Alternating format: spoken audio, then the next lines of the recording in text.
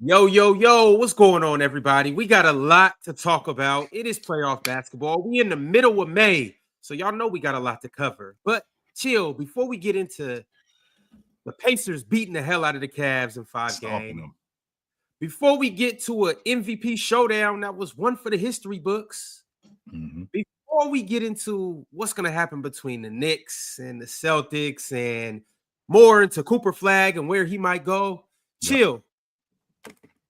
I was struggling to pick a side, so I decided to just go with both of them. So I had to bring my man Joel up here, and then I had to bring Nerd Sesh with him. And really, we just gonna have a hell of an episode today. What's good, fellas? This is such a surprise. Dude, I was about to say the same thing. This fires me up. What is up, Joel? What's up, Ron? What's up, Chill? What's good? Nerds! Love nerds! I love nerds. This is gonna be an elite episode. I think we all know that. So, love nerds. How you guys feeling? In times and situations like this, I gotta just open up the floor. Logan, Carson, Joel, what y'all want to talk about? I'm open to anything. I've been wearing the same shirt for about a week now. It's a good luck charm. It's a good luck charm. I've been seeing it. I'm going to wear it until we win the NBA championship. Joel, you're on a special kind of run right now, man. I just got to say, you're doing special stuff with the Knicks. The Halliburton game winner reaction, just phenomenal. Thank you. I just want to start with the elephant in the room. I do. I want to start with the elephant in the room, which is the 64-win Cleveland Cavaliers, the fact that they got mopped out of the playoffs, just straight shown the door by this Indiana Pacers team. And I know that the knee-jerk reaction is going to be, yo, we got to blow this unit up. And that's the complete opposite of what it should be. And the reason why is because I feel like you let guys off the hook when you do that. Okay, there's a reason why they won 64 games this year. The action that they ran, the defensive, the transition defensive team that they were, the transition defensive player that they had, the long ball shooting team that they were, the defensive team that they were. There's a reason why they did that. Well, Indiana took them out of all of that. Indiana didn't take them out of some of the things that they did.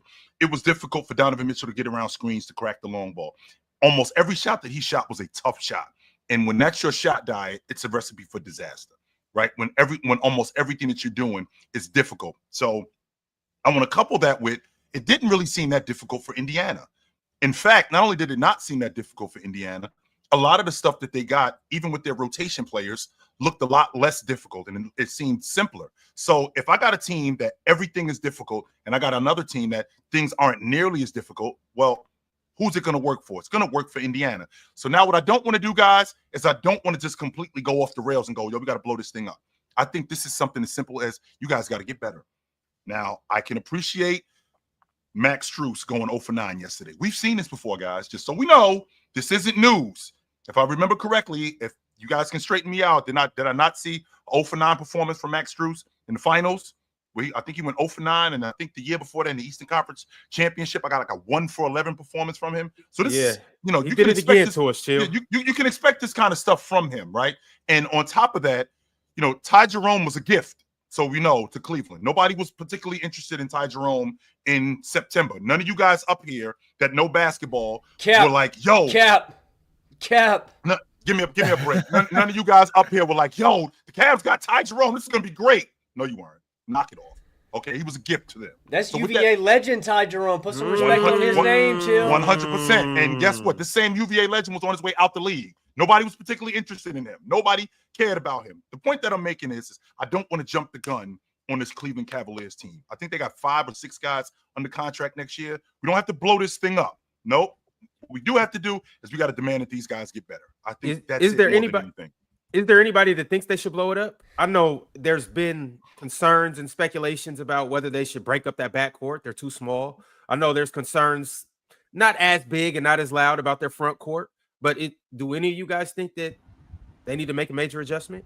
I think what's going to be necessary for them is they got to get under the second apron. They're over the second apron by $11 million next year. So you have to try to move Oscar Curro along with the pick so you can get under that. But that still straps them. They're not going to be able to re-sign free agents. Ty Jerome might walk if the price tag on him is too high. I think Jared Allen. You never liked him, though, Joe. Isaac Okoro. Ty Jerome? I don't know Okoro. about that. I never liked him. I don't know about that. I don't know if I've been screaming. I don't like Ty Jerome at the top of my lungs. I don't know. I'm talking about Isaac Okoro. I'm not talking about Ty Jerome. I'm talking about Isaac Okoro. Oh, okay. You never liked him. He's a one-dimensional player. He only provides defense. He provides no offense. So I think that you're going to lose value trading him because you're going to have to attach a pick to him, whether I think it's going to be a second-round pick, but you're going to have to attach something to him to get him out of there.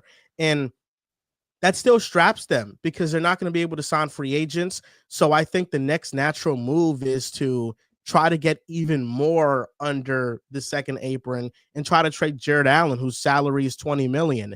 I think that there's a ton of suitors for him. The Lakers make a lot of sense because they need a center, and maybe you can get back a DFS or one of those wings because I think they need some wing defense. I think Strus being the primary wing defender in the starting lineup just is not working well enough, and I'm ready to see Evan Mobley play the center full time. I think you have to stick with Garland because we saw when he wasn't healthy, they just couldn't play make at all. Like he makes their offense fluid. But this is 3 years in a row now with Jared Allen that this year he got exposed. Last year he was hurt. And the year before that, the lights were too bright against New York. He just might not be prime for these type of playoff moments. With Garland, it's been more so injury. So I cut him slack. But with Jared Allen, I think you have to seriously consider some trade options for him.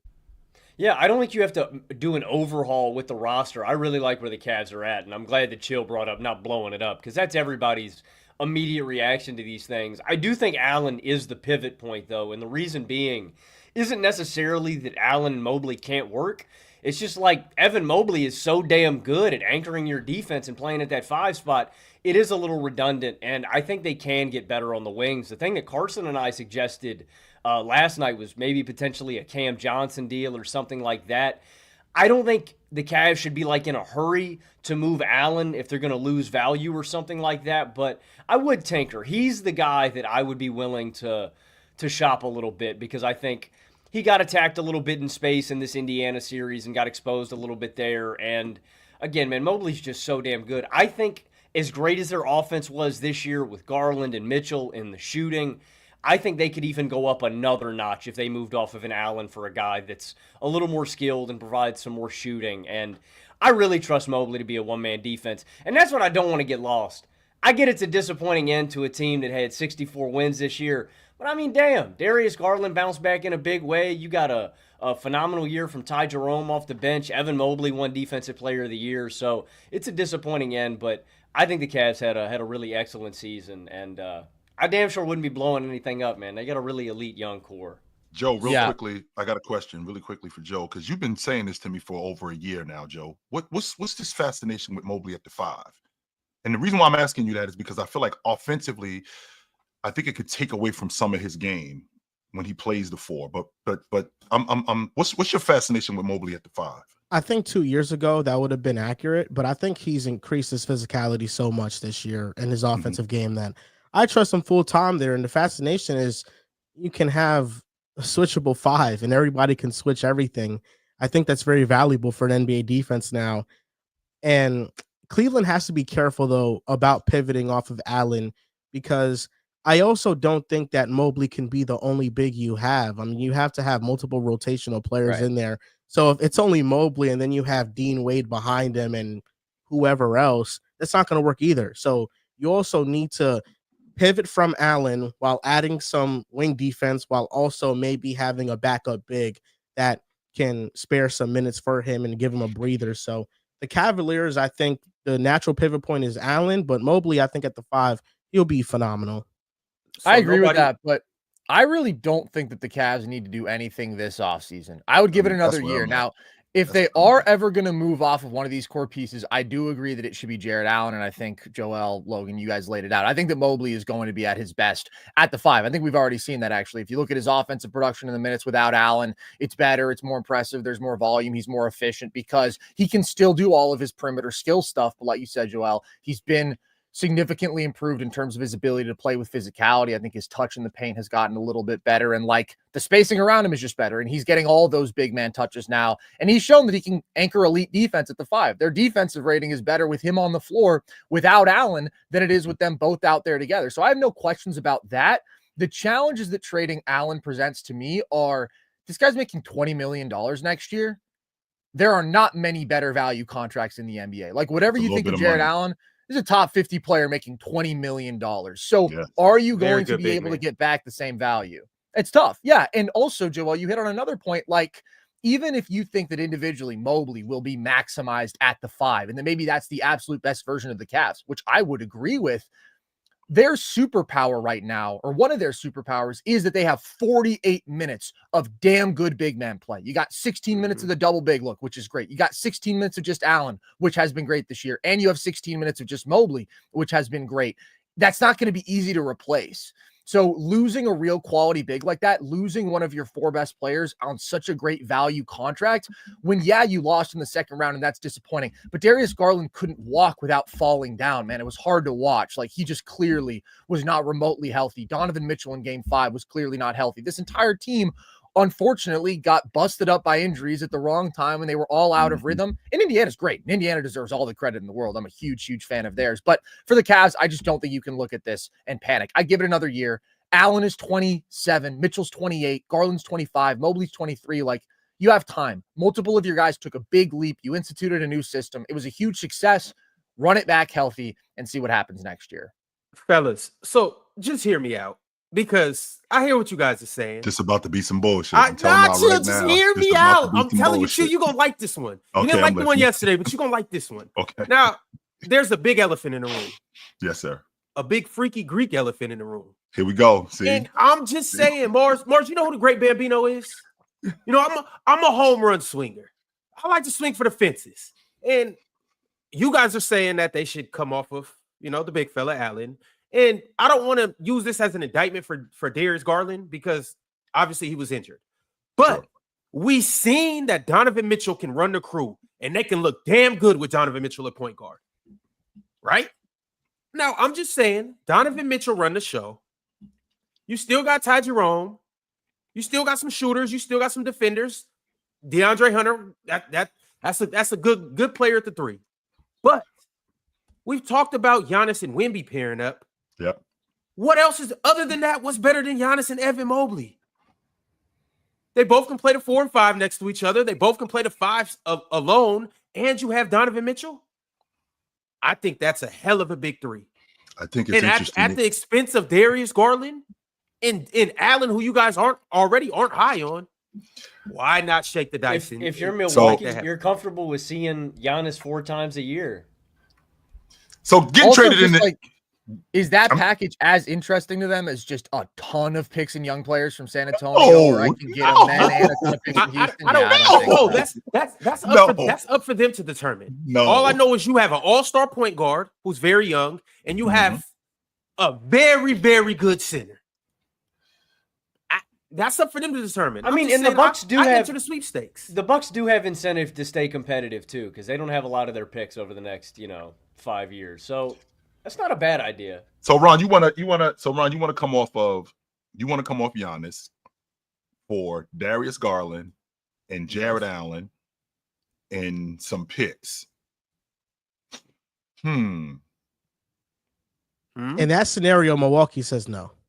Yeah, you think so? I think I agree. If I'm Cleveland, I would jump at that. 100%. If you Cleveland, you do it. If you're Milwaukee, you do it. I don't think I mean, Garland can't stay healthy for the postseason, and Jared Allen, those 2 players you're building around for the future. And what's that? A first round exit? I just don't think the ceiling is high enough there, and they don't have enough picks for where the when they traded for Donovan Mitchell. How many?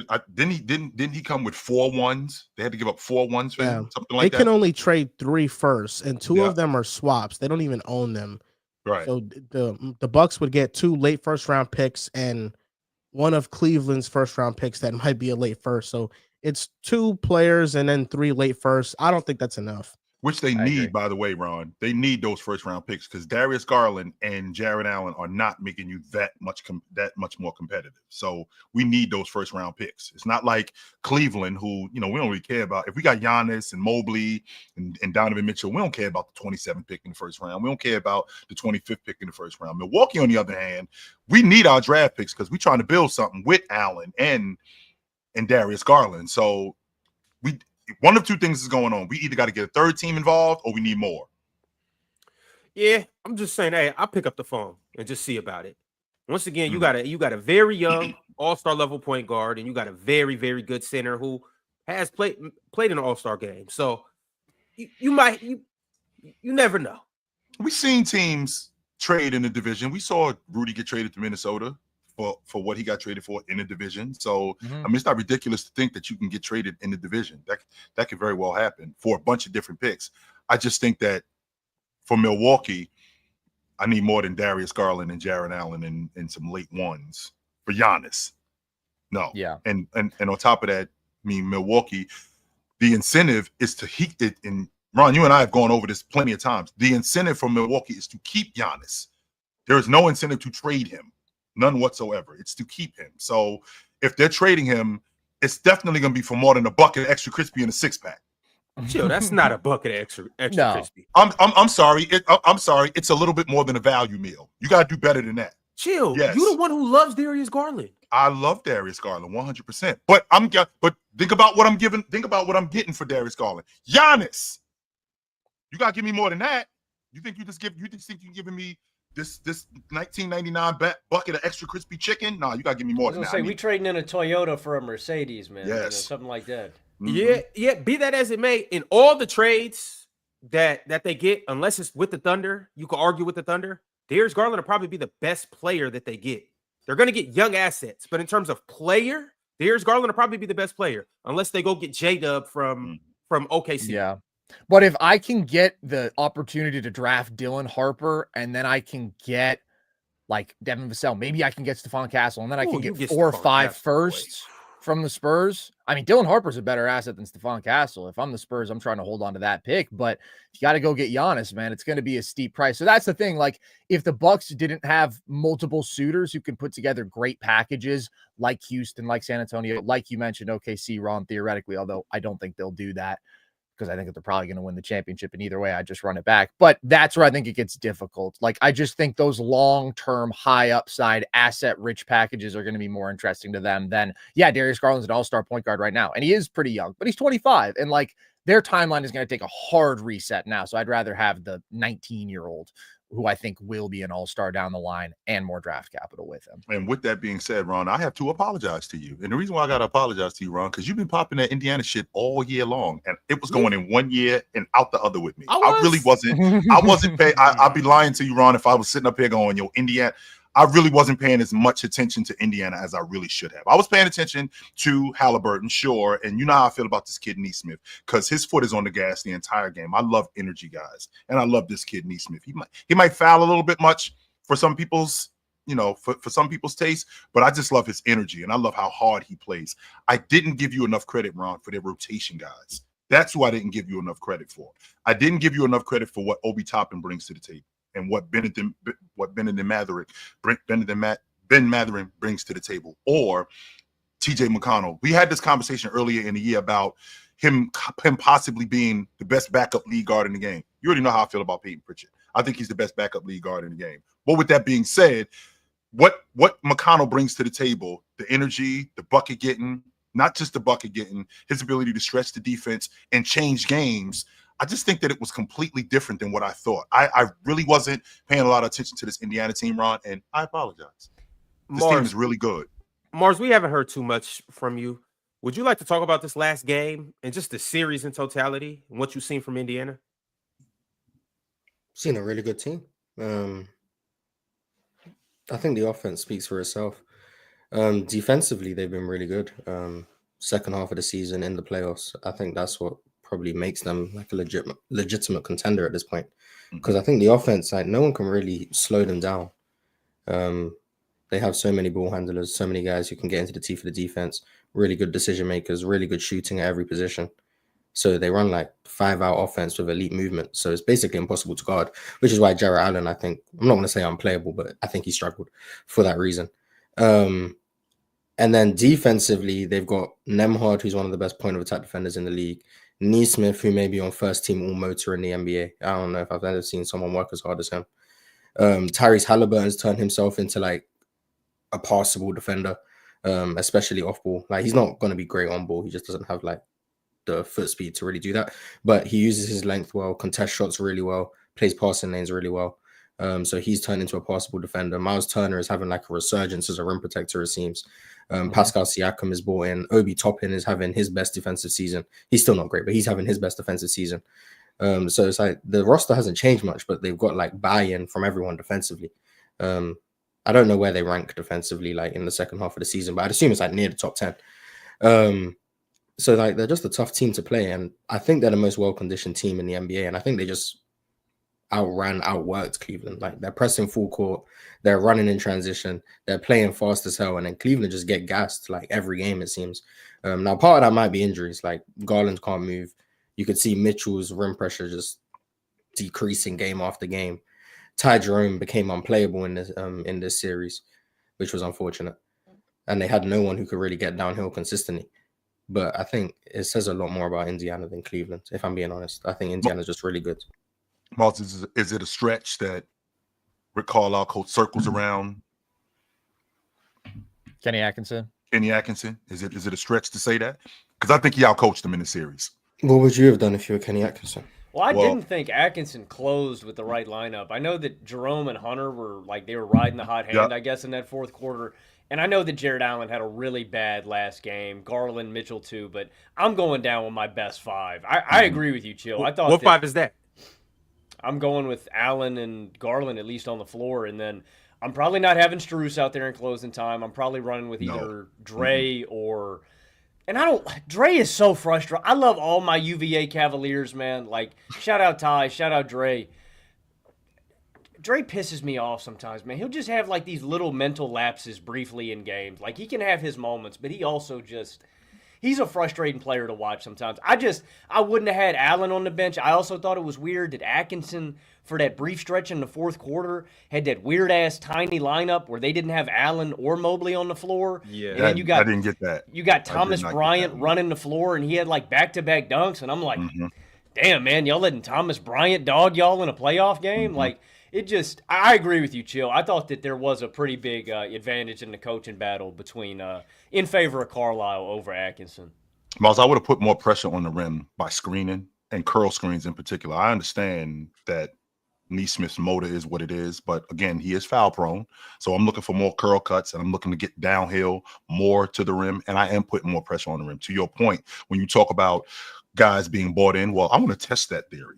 And I want to test that theory more at the rim with Mobley. I want to test that theory more at the rim with Jared Allen, more pick and dive action. But I don't think that I don't think Kenny Atkinson did that. I think that he allowed Indiana to take them out of everything that they were running. So when my pick and dive action isn't working, then I'm now just going to get sprayed at the long ball line, and I'm just going to stay there. And same thing with their transition offense. Donovan Mitchell is fantastic in transition as a playmaker and as a distributor. Well, he wasn't doing that nearly as much because the pickup point with Indiana was what it was. Well, the ball moves faster than people, right? So with the ball moving faster than people, if the pickup point is higher, get off the ball, move the ball.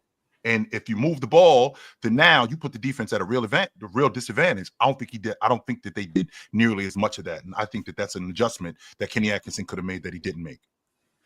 I think it's hard when you talk about the lack of rim pressure being like a strategic thing, because I just don't really think it was. I think it was Darius Garland and Donovan Mitchell not having nearly the same burst that we're used to because they were both hurt. And like, I think a lot of the offensive processes issues just come from them not being the same, not being able to get downhill like we're used to. And then also I thought that they both just played like really bad game fives even beyond that. I definitely think that they were much more reliant on some of those more difficult pull-up jumpers because they didn't feel comfortable getting by people, getting into the paint at the same rate. But they also just shot poorly. I thought that they were both selfish, especially Donovan Mitchell. Like those two combined for 4 assists in this game. Logan, you're talking about them not going with Garland for a while in the fourth quarter. Darius Garland was terrible. And Darius Garland like can't move comfortably out there. So if he's going to get targeted defensively, which is always the case, and then offensively, he gives me 11 points, 5 turnovers, 3 assists on 4 of 16 shooting. Ty made more plays defensively than Garland did. Ty had 2 strips. He forced 2 steals. It's just like I get that he's hurt. Made more shots. I'm just going down with my guys, put a little bit man. of fire into the offense. I'm going down with my guys. Jared Allen was also getting abused by Hallie in space all series and like was just disengaged. The number of defensive miscommunications he was a part of in the first half, like just not being aware that they needed to switch off of a flare screen, not knowing if he wanted to switch or play drop versus Hallie pick and roll. Like Jared Allen was terrible. So at the end of the day, I just think Some of the players were hurt. Some of the players didn't play well enough. There's really not much that I put on Kenny Atkinson. Would I say that Carlisle was the better coach? Sure. But I don't know, man. Like Ty Jerome just being awful, that's not a coaching thing. And then he went away from Ty until the end of Game 5. And then actually he was the guy who brought a little life into the team. So I think Rick Carlisle is great, but I thought it was more of a problem with the Cavs players than coaching. Well, when you go away from a player like Ty Jerome, who you're used to going to, especially in the meat and potatoes of games, because I've seen him go to him late in games and put him in space where he can score, whether he's coming off short curls, whether he's coming off fades. Well, I don't think that he put him in position to do that. Now, don't get me wrong. I'm going to attribute a lot of that to Indiana's defense. I'm not just going to say he was missing shots, right? I'm not going to do that. That would be completely disingenuous. What I am going to say, though, is when you got a rotation player whose specific job is to come in and get you buckets early to get him going, I got to put him in space where he can score. And the way to do that is set screens, not just set screens, but get him buckets, get him easy buckets, get him layups. I don't think that the action that he was looking for, I don't think the action that he put Ty Jerome in was conducive early to getting him going late. I see what you're saying, because I mean the ball pressure was particularly challenging for him just because he doesn't have the burst. I mean, if he's got these pacers, ferocious defenders hounding him 94 feet, like how many times did he either get an 8-second violation or flirt with an 8-second violation or turn the ball over? So like, yeah, maybe him coming off of more off-ball screens would have been a solution. But at the end of the day, like Ty Jerome lives out of pick and roll normally. He lives as a ball handler. Like that's how he wants to play. He's not going to get to the rim ever. I mean, everything for him in the paint is a runner, and he's normally great at those shots, and he was really bad at those shots in this series. And I also thought he was kind of just overwhelmed by a more athletic, physical, feisty perimeter defense. I think Kenny Atkinson was coaching with his hands tied behind his back. That's how I felt like it felt. It was just a lot of things they couldn't do because you couldn't rely on your players. And Garland meant so much to their offense, and him not being able to do anything really hurt them. I understand going down with your guys. I was screaming the same thing in the fourth quarter, but then as soon as he got in the game and Andrew Nembhard attacked him and Garland picked up a foul, I was like, well, this is exactly why he wasn't in the game. Because if he's there, they're going to hunt him down relentlessly, and they know that he can't move at all. So he picked up a foul right there, and Donovan Mitchell missing the 3 free throws, I think, sealed the game completely. That was ridiculous. Whoa, no. Y'all not doing that because he made up for it the very next trip. No, you don't make up for it. You don't make up for it. No, that's not how that works. Yes, he did. He got it back. If he makes the 3 first and then makes the 3, it's a tie game. He didn't make. Wait a minute. Well, wait. No, that's not making up for it because in crunch time you missed 3 free throws. Okay, making here's why. Next play is not making up for that. Yes, it is, Mars. Here's why. No, it's not. Here's why. Because if I make those 3 free throws, the next trip I might not get an open 3. So we still a 1-possession game. Okay, if you want to do what about it, you're still not making up for it. We're doing a butterfly effect thing here. Yes, that's exactly what's going on. I think he missed 3 free throws. I think we got to dog him just for missing 3 free throws, man. No, him missing those 3, it quite literally put the game out of reach, at least at that point in time, I thought. After he missed a 3, it felt like Indiana won the game. Damn. Yeah. Next possession, he comes down and he does make a 3, but like Mar said, it would have been a tie game. It would have been 1 possession game. But that was your opportunity. And that's the point, You're in the last 2 minutes. You're in the last 2 minutes trying to come back against a really good team when you aren't at full strength and it's been a struggle for you. You get 3 freebies. You can't make one of them. Yeah, not making one is insane. It was crazy. It was tough, man. Playoffs are hard mentally. Like the first free throw, I was like, okay, he'll make the next 2. We're fine. And then he just misses all of them. Yeah. It's just something I haven't seen from Mitchell. His routine is always so intense. Like he does the full eyes closed, deep breath. And I was like, are you overthinking these? Yeah, that's what I said too, bro. I said the exact same thing. Fellas, so I want to ask everybody. Ox, you muted right now. But right quick, Ox, I want to ask everybody. The Pacers obviously have advanced to the next round. Who do they want to see? The Knicks or the Celtics? Well, now, Celtics I know Tatum's not there. I know Tatum's not there. Absolutely. But it's the Celtics with no Tatum. That's who they want to see. 100%. That's who they want to see. Yes. And my goodness. That's not who they're going to see, though. The Pacers, though, they've been on a remarkable run. And Rick Carlisle, you asked the question, Chill, about, did he get out-coached? Did he out-coach Kenny Atkinson? I would say Rick Carlisle, I just think, is an amazing coach, and he just deserves credit without diminishing Kenny Atkinson in any way, because I look back to when he was in Dallas, and Luka play style is obviously something he holds near dear to him, and it makes him great. But Rick Carlisle and Luka butted heads because this Indiana team, how they play with this pace, is exactly what Rick Carlisle has always wanted to do. And I think that Halliburton and him have been the perfect marriage together, and both of them have unlocked each other. Halliburton has unlocked Carlisle and what this can be at its peak, and also Halliburton has been unlocked in just a perfect offensive situation for himself. Nick Wright tweeted this, and I think it was the perfect tweet. This was when the second round first started. If you squint hard enough, you can make a case and see every team left in the playoffs winning the NBA Finals. And I think with the Pacers, it holds even more true because I think of every team left outside of OKC. Indiana just has the least amount of weaknesses. There's just nothing about them that I don't trust. They have the best bench. They arguably have the best offense. They play with the fastest pace. Since the All-Star break, they have the 8th best defensive rating. The only thing they don't have is they don't have an Anthony Edwards or a Shea or a Jalen Brunson. But they got a Halliburton. But Halliburton is pretty damn good. You know that he's pretty damn good. And yes, he is. Overall, there's nothing that I don't trust about Indiana. And you can sell yourself and talk yourself into this team winning the entire thing because they're just so damn good. Carson, do you have those numbers? Hell Chill, no. you were talking earlier about how surprising this run was from Indiana and how you had kind of underestimated them. Carson, do you have those numbers if you just eliminate the first portion of the season?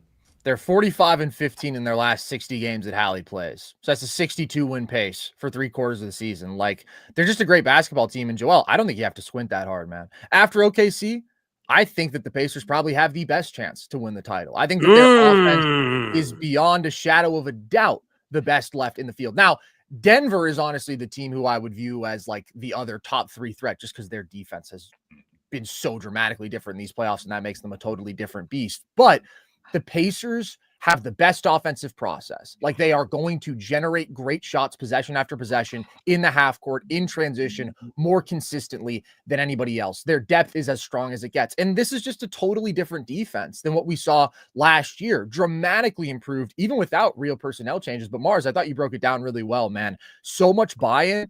And it's particularly their ability to pressure the ball, to extend their defense, to speed offenses up, make ball handlers uncomfortable, that has been such a strength. And then Miles Turner being like a real high-end rim protector in these playoffs has also made their backline defense much more impressive. So I trust them a hell of a lot, and they've been doing this for a long time. This is certainly not a fluke. Hallie is phenomenal. This whole team is really, really great. And like you said, Joel, I mean, they don't have a weakness. They're really, really solid everywhere. So I think that they can absolutely win the title. Isolation scoring would probably be the one thing you look at and say if you get Hallie off a switch, though. If you it depends on but then you run into the issues like if they are playing OKC, who are you? That's tough. Switch. Okay, see, they got to deal with the Knicks first. Yeah, in theory, it's in theory. Because if they play the Knicks, they're hunting cat. Like Minnesota's tough too. Yeah, there's a lot of tough teams left, obviously. But assuming if they were to win a championship, the toughest defensive matchup probably would be OKC. Then I think you'd probably see some of the struggles of the isolation scoring. But I do think they are. They're my favorite team to watch left in the playoffs. I'll say that. Yeah, my favorite team. You guys don't really think the Knicks can get with the Pacers, though, right? Well, they can absolutely get with the Pacers. Joel, I'm shocked that y'all take your fan hat off, Joel. I need you to even take that shirt off. Maybe not right now, but take that shirt off and come to reality.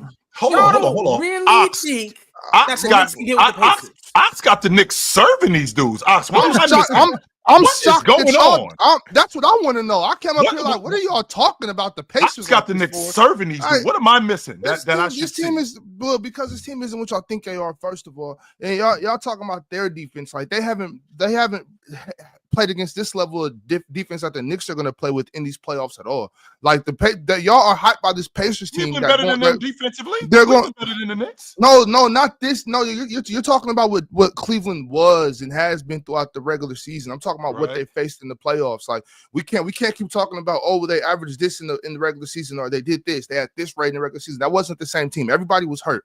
This Pacers team, this is the second time they've been to the Eastern Conference Finals. They haven't beat one healthy team on the road to these Eastern Conference Finals. Here we go. At all. You want to discredit my guy Hallie? You want to discredit Rick I'm not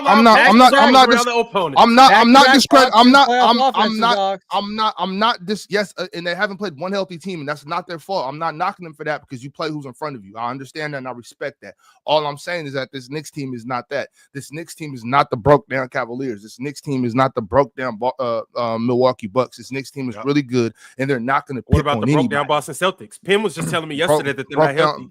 No, that was Penn. Penn don't speak for me. The Knicks were up 3-1, and when Tatum got hurt, we were going to win the game anyway. They were going to win. He's talking about Sam Hauser, Joe. He's talking about Sam Hauser. And Porzingis getting bronchitis. I'm not going to go as far as Ox to discredit the Pacers and think that it's just going to be easy breezy for the Knicks. I don't think it's going to be easy whatsoever. But I look at all the moments throughout my lifetime watching the Knicks and the history that we've had against the Pacers. Carmelo Anthony, second seed, 54-win team. We lose to them. We get embarrassed in 6, and they beat us. They outplay us, and everybody expected us to win that series. Last year, we're up 2-0. We blow that series, but it's because of injuries. Mitchell Robinson, Isaiah Hartenstein was dealing with something. OG Anunoby got hurt. I mean, we had so many injuries, and that's why they came back, because had it not been for that, we were going to the conference finals. And then 25 years ago, the last time we made the Eastern Conference Finals, they beat us in the conference finals to advance to the NBA finals, and they lost to the Lakers. So I'm looking at the last 3 times that we've met the Pacers in the playoffs. They have gotten our number, but it's not going to be in the Eastern Conference Finals this time around. Right. This time around, we're going to beat them, and I have a lot of respect for Indiana.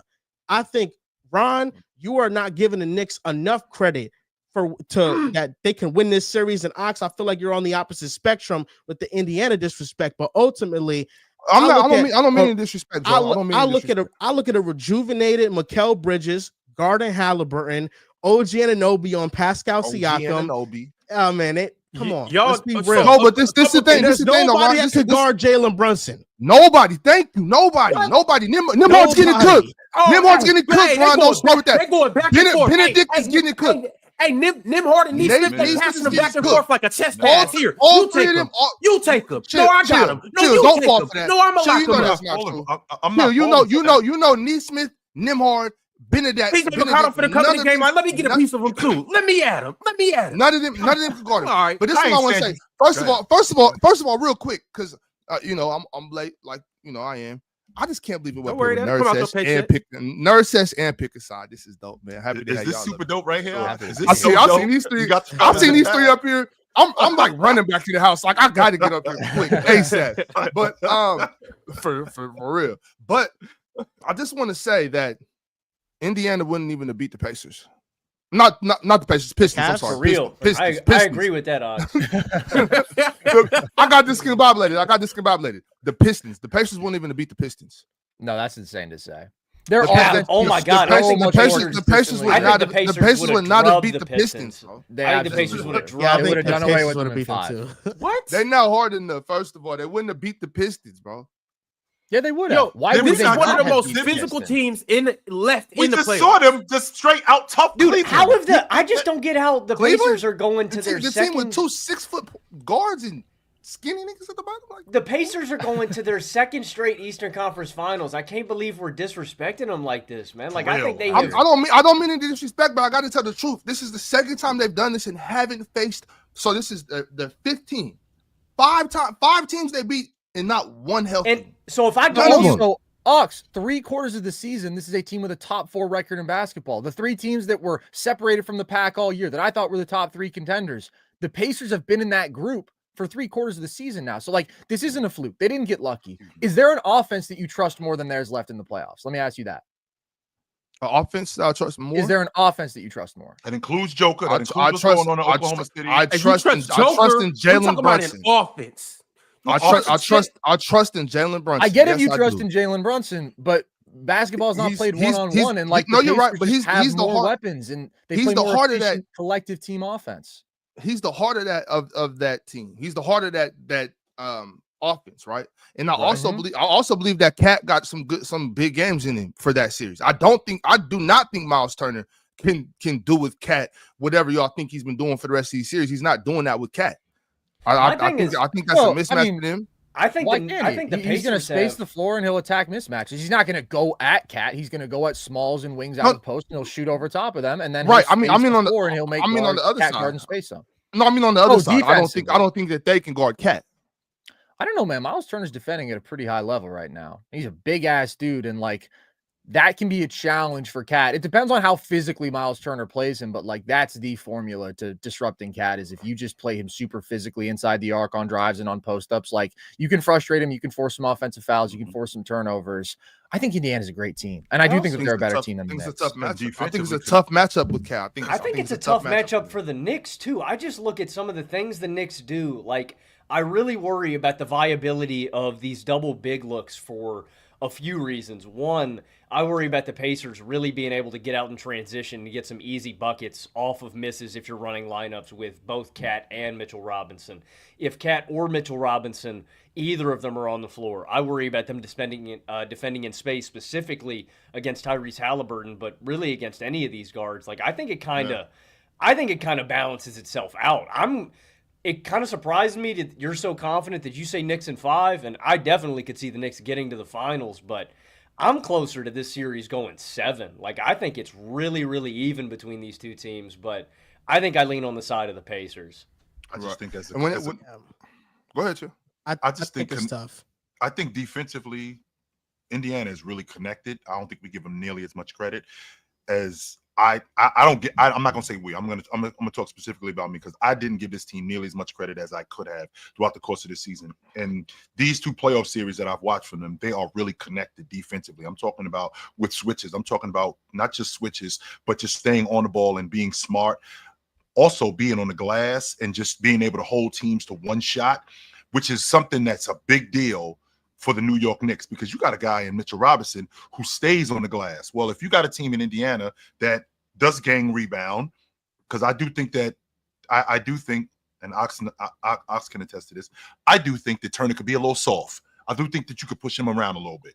I do think that. However, in a series like this, he can't afford to be that, which now would explain why the rest of those guys not make up for him, but rally around him, help him rebound, help him in pick and pop, help him in pick and roll, things like that. And so you don't think that's the same thing for the Knicks? Last I checked, the Knicks have a center called Purr. Last I checked, and he be out there purring from time to time. Yeah, the natural progression of the playoffs, though, Cat in Game 4 was as physical as you can be, right. And I thought Cat's been overly physical. Yeah, and because they've been so aggressive at taking away 3-point opportunities for him, he has really had to lean into that. And the biggest knock on him was taking advantage of mismatches, and I thought he did a brilliant job of that in Game 4. Indiana, I think the major advantage they have on the Knicks, and it's the major advantage almost any team has on the Knicks, is their bench. That's what it comes down to. The Knicks bench is Deuce McBride and Mitchell Robinson. Those are the only 2 players that I trust. We got some Achua minutes in the last game. You ain't feeling Cam? I'm not a little too small. He can maybe give you a little bit of a spark, but overall, Indiana has Mathurin and McConnell and Obi Toppin and Ben Shepherd and Thomas Bryant. They have so much depth, and they can run and gun the Knicks and tire out the starters. So that's what I'm worried about the most. Bryant. I think in order for the Knicks to win this series, every series I think has been a natural progression for them. With the Pistons, they were terrible in every quarter outside of the 4th, much like the Boston series, the first 2 games. And then Game 6, something switched where the 3rd quarter of Game 6, we were amazing. Mikal led some layup lines, and he was a real leader. And this past game, Game 4 in Boston, I thought it was our first game where we put together 3 elite quarters of basketball. That was the 1st, 3rd, and the 4th quarter. Against Indiana, I think that's exactly what you need to play. I don't think the Knicks can afford to come out slow in games. Indiana's going to pounce on that opportunity. They did it against Cleveland, and you also cannot let up when you're up because Indiana can come back in a blink of an eye. Yeah, I think that you made a few great points there, Joel. I mean, I think that the depth advantage is so big, not just because the Pacers have more quality basketball players, but because of the style that it enables them to play. Like, this is going to be a really interesting matchup in terms of contrasting pace, because nobody in the playoffs wants to play slower than the Knicks and nobody wants to play faster than the Pacers. I think the Pacers are going to be able to dictate some, get out in transition. They always do. Like, nobody can slow them down. They play at their pace consistently, and then they've just got more bodies, and I do wonder if the Knicks start to wear down. And also, like you said, man, they can't rely on the formula of Brunson's got us in the clutch. Like, we just have to hang within striking distance, and then Brunson's got us in the clutch. Because if you're playing mediocre basketball, that Pacers offense is going to stack points upon points. And if you get down into the clutch, Halliburton's been as good as anybody. Their clutch offense has been as good as anybody. So I just think points come in bunches easier for the Pacers because of their ability to get out and run and create great shots. And just because of like their collective ball movement and their ability to always identify defensive weak points, defensive lapses, the ball is going to get to the open man. And the open man is going to be capable of driving, making a kick out pass, knocking down a shot. That's a huge advantage. The Knicks are so reliant on Brunson's offense. And I do worry, like, it's a lot of slow down half court. Let me isolate, or let me run pick and roll against a really good defender. Like, I'm not saying that Nembhard and Nesmith can guard Brunson. Brunson is unguardable when he's at his best. They can make him work, though. What have we seen? Asar made him work, and Drew Holiday made him work. He's going to get his, but it might not be efficient. He might not be leading to seamless offense for his teammates. Indiana's collective offense is going to consistently get great shots. Carson, I think we make the mistake of, because Jalen Brunson is the clutch player of the year, only looking at him. I don't know if y'all guys know this. 2 of the 3 games that the Knicks have won, if I'm not mistaken, and you guys are numbers guys, correct me if I'm wrong, but Mikal Bridges is averaging 12 points in the fourth quarter. So we clear. Incredible. So he's not the only clutch guy that they got. I mean, get buckets. They get buckets from other guys when we get late in games, particularly Mikal Bridges. been looking good too. Yes, OG 100% is looking good, and OG has definitely taken advantage of being open. And I 100% believe that teams have made the mistake of leaving him open, because I think he's a really good spot-up shooter. I don't think OG Anunoby gets enough credit for being the spot-up shooter that he is. With that being said, I can appreciate the logic of just keeping it close. And if you got Brunson, you got a chance. But I'm not going to disregard how important Mikal Bridges is at getting to the mid-post. I'm not going to disregard how important he is getting to the mid-range and how he gets to his spots and how he gets buckets. And on top of that, how these guys create turnovers like they did against the Celtics late in games. And just because you have a bunch of turnovers does not necessarily mean that that's bad, as opposed to what kind of turnovers that you had. So the Celtics only had 2 turnovers in the fourth quarter. One of them turnovers was where Jason Tatum got hurt. That blew the game open. That's a huge turnover at the end. But all turnovers are bad. They are. 100%. I'm not going to argue that point. Some are worse than others, of course. Yes, and that's my point. Some turnovers are worse. I'm not saying that turnovers aren't bad, but I just feel like some turnovers are worse than others. And if I got 5 turnovers and 3 of them late in the game were decided the game, I'm not going to negate the other 2, but I just think the other 3 were worse. Well, chill. I just don't understand why we keep acting like Jalen Brunson's the only person that can create a shot for themselves. It's just the narrative that's been going around for too long, and it's false. It's false. Okay, let me be clear. My issue is sorry, Carson. The narrative that I'm taking issue with is just that the Knicks are going to be able to go through the Pacers like tissue paper. Like, I don't think that's not happening. Well, I'm the one who said that. The only thing I'm saying with that is, like, take your Timbs off, Ox. I just don't think this is going to be as easy of a series for Anunoby or for Bridges. It's like, I think Brunson is going to get his, but I think Indiana's defensive personnel has been excellent. One, their transition defense was elite against Cleveland. I want to give them a ton of credit for that as well. Like, this team not only flies up the court offensively, they get down back defensively. But I just don't think this is going to be like a super easy series for Bridges or Anunoby. I think they are vitally important, as is Karl-Anthony Towns. I think Cat, again, is probably the X factor for me when we're looking at this series, the guy that's going to have to step up and pull his weight alongside Brunson, where we probably need a 20 to 25 point series out of Towns if the Knicks are going to win it. But my thing is, I really like Nesmith. I really like Nembhard. I really like Ben Mathurin, who the Pacers didn't even have last year. And like Carson said, they've been defending like a top 10 defense. So I think if the Knicks are going to really win and dominate in one area, I do think it's going to be on the glass, because I think they have an advantage with Karl-Anthony Towns and Mitchell Robinson. And Josh Hart. And Josh Hart, too. Shout out. But unfortunately, and the Knicks too, credit, Chill, you're talking about the Pacers gang rebound, and the Knicks do it too, man. That team's got fight in them like nobody else, man. The Knicks battle, and shout out Tibbs for that. But that lineup is inherently going to come with its drawbacks too, where I think that they may struggle defending in space. So I think it's a little bit of that push-pull. You know, you're going to have to find that balance and find what lineups work for you. But I think I don't want to overlook the Pacers' defense is all I'm saying. I think they've kind of gotten underrated through these first 2 rounds, and I don't want to do that going into the conference finals. But don't overlook the Knicks defense either. Well, see, that's where I was about to get to. That's For what I'm me, saying. it's the Don't overlook opposite. them dudes. It's the Ox. Actually, What? Carson, Well, go ahead. Logan, Yes. Ox, please mute yourself. Carson, You gotta Logan, mute me. Joel, Chill. I want to talk to some logical people. How do the Knicks guard the Pacers? They are going to spread them out and attack. Spread and attack. I totally agree. Like, how? And that's going to work. And the focal point is going to be Cat. Go after him. And Jalen Brunson. Him in the act. No matter who else you go after, keep Cat in the action. And they have 2 guys that can't guard. Consistently. Do that. 2 guys that are going to have to rotate. Brunson Everybody's can going guard. to be on the fly. Brunson I want to give Who Brunson can Brunson credit guard? for what he's done He in can these guard. playoffs. He's been a different defender in the playoffs than he was in the regular season. Like Tatum and Brown, they were not able to get what they wanted as easily as they could in the regular season when they involved Brunson in the action, when they went at him off switches. By the way, same goes for Cat defending off of switches. Now, in terms of like his overall defensive awareness, his pick and roll defense, his rim protection, Cat is bad, but just literally guarding the Jays off switches, I was impressed with them. So like the Knicks defense is better than I thought it was going to be because it wasn't like this in the regular season. The Celtics series was the clearest indication because they shredded them in 4 regular season games. And then like it was much harder for them to come by points in this series.